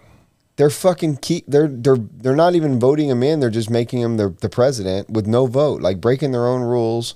There's a lot of stuff that's going on that I'm curious to see at the first of the year, like what the Roar block considers IFMAR after this year.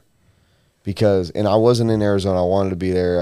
I decided not to for a couple reasons, but I can't imagine what it's like to show your face being a guy like Jeff Parker.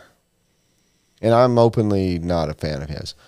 So for him to be at Worlds in America, knowing he shit Roar out of money and equipment, and He wasn't even in Spain.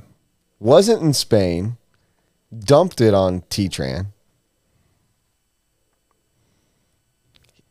I don't even know if I want to support IFMAR anymore because of what they're doing right now. So But that's my to a personal point opinion. Of you, like, we as pro drivers have to. But we you as a- covet you as this a supporter. IFMAR title. Right. I mean, what does it take to make a world? Can somebody say, we're going to make the Americana, Europeano, Asian, like throw a bunch of words together. How much of that tequila did you have? I'm just trying to throw some words together. A lot of syllables. It's tough. Continue. And make a world championship that's not considered IFMAR, but all the people are like, come to it. Does that count as a worlds? If everyone's there, If everyone's there, yes, but it's still, for whatever reason, not the world's in my mind because of the history of IFMAR. but what if IFMAR tomorrow were to fold and never return? Then what does all the IFMAR titles mean, or what do you do moving forward for a title? Let me ask you this. This is a good question because this is something that is current. Now that the Reedy race currently is not a thing, do they still mean as much as what they did whenever it was still going? Of course, because it was the Reedy race. And I understand your point. But IFMAR... But it's, as of right now, like, who knows if it comes back in the future. No, I understand. It's a thing of the past. But what I'm getting at... You're right. You don't take away what happened in the past. Yeah. I'm not saying that. What I'm getting at is, how valid is the title if they're, like, moving forward? Let's just hypothetically say Roar and a couple other blocks say, we're not supporting IFMAR anymore. Let's hypothetically say that, right? Yeah. So we go and a few blocks band together, and we're not part of a couple other blocks that IFMAR is still in bed with. And we form a world championship, but those other blocks aren't included. Mm-hmm. But a good amount of them are. Mm. Does that still count as a world championship and it's not called IFMAR anymore? Guess you don't know until you know. Right. So I just don't know how you can support something when we know in America how kind of, I want to use the word corrupt, they've just put a president into. It's like saying, in motocross terms, there's certain times in history where Americans have been stronger than Europeans. Certain times in history where maybe Europeans are stronger than Americans. Agreed? Yeah. Theirs is called the World Championship. Ours is called a National Championship. But we pull people from the World Championship to partake run our in our national. National Championship, which means more. I would say the national, because you had them all at one place. Right. But one's a national, one's a world. Just because it's called something, right? Right. Who knows? But a sanctioning body, like in AMA, in motocross terms, Mm-hmm. an AMA Supercross title is a huge thing for Absolutely. manufacturers and everything else, because it still means something. The industry respects AMA. Yeah. Like we want the industry to respect Roar like it once did. What I wish, speaking of, we open this can of worms now, is why can't we have a series that creates a national champion. And the national championship is the biggest thing that we go for. And that's the only thing we go for. Kind of like they do in Europe. Or kind of like they do in any other form of racing. I agree.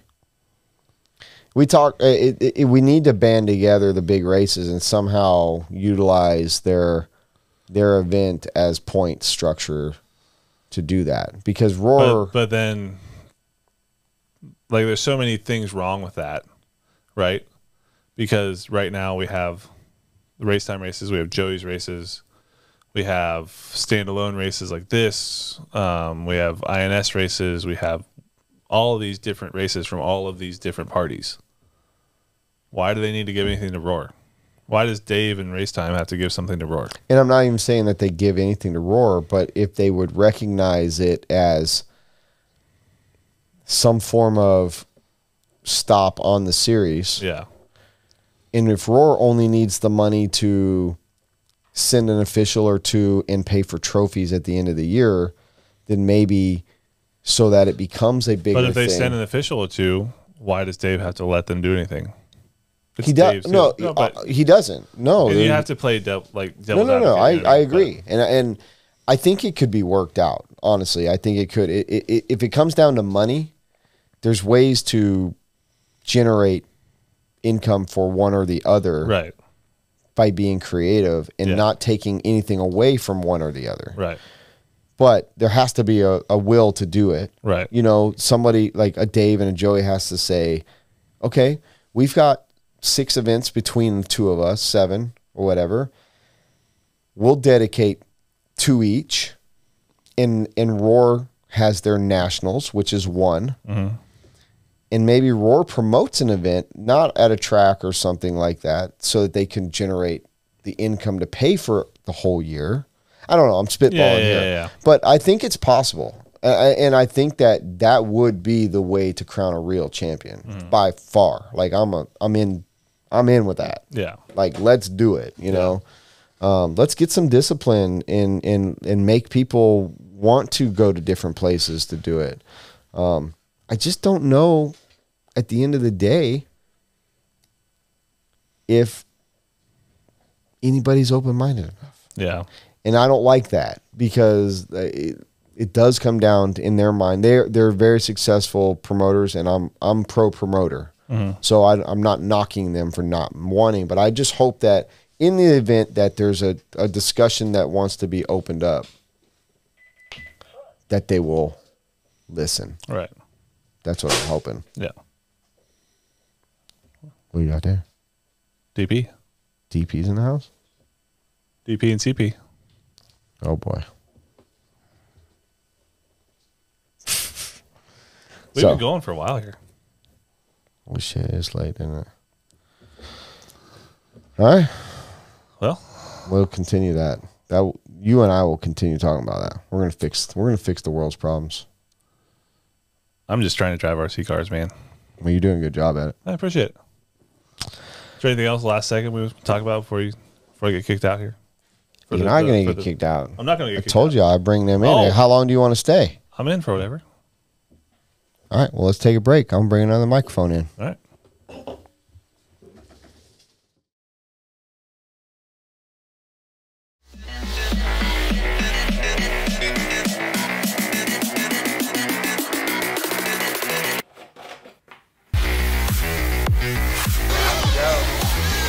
Quality.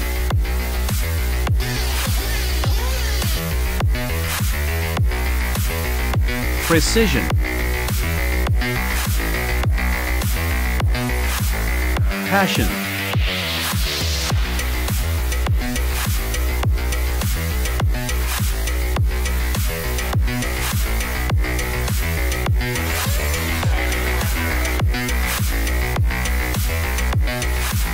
For servos, batteries, and fuel, go to nitroproracing.com.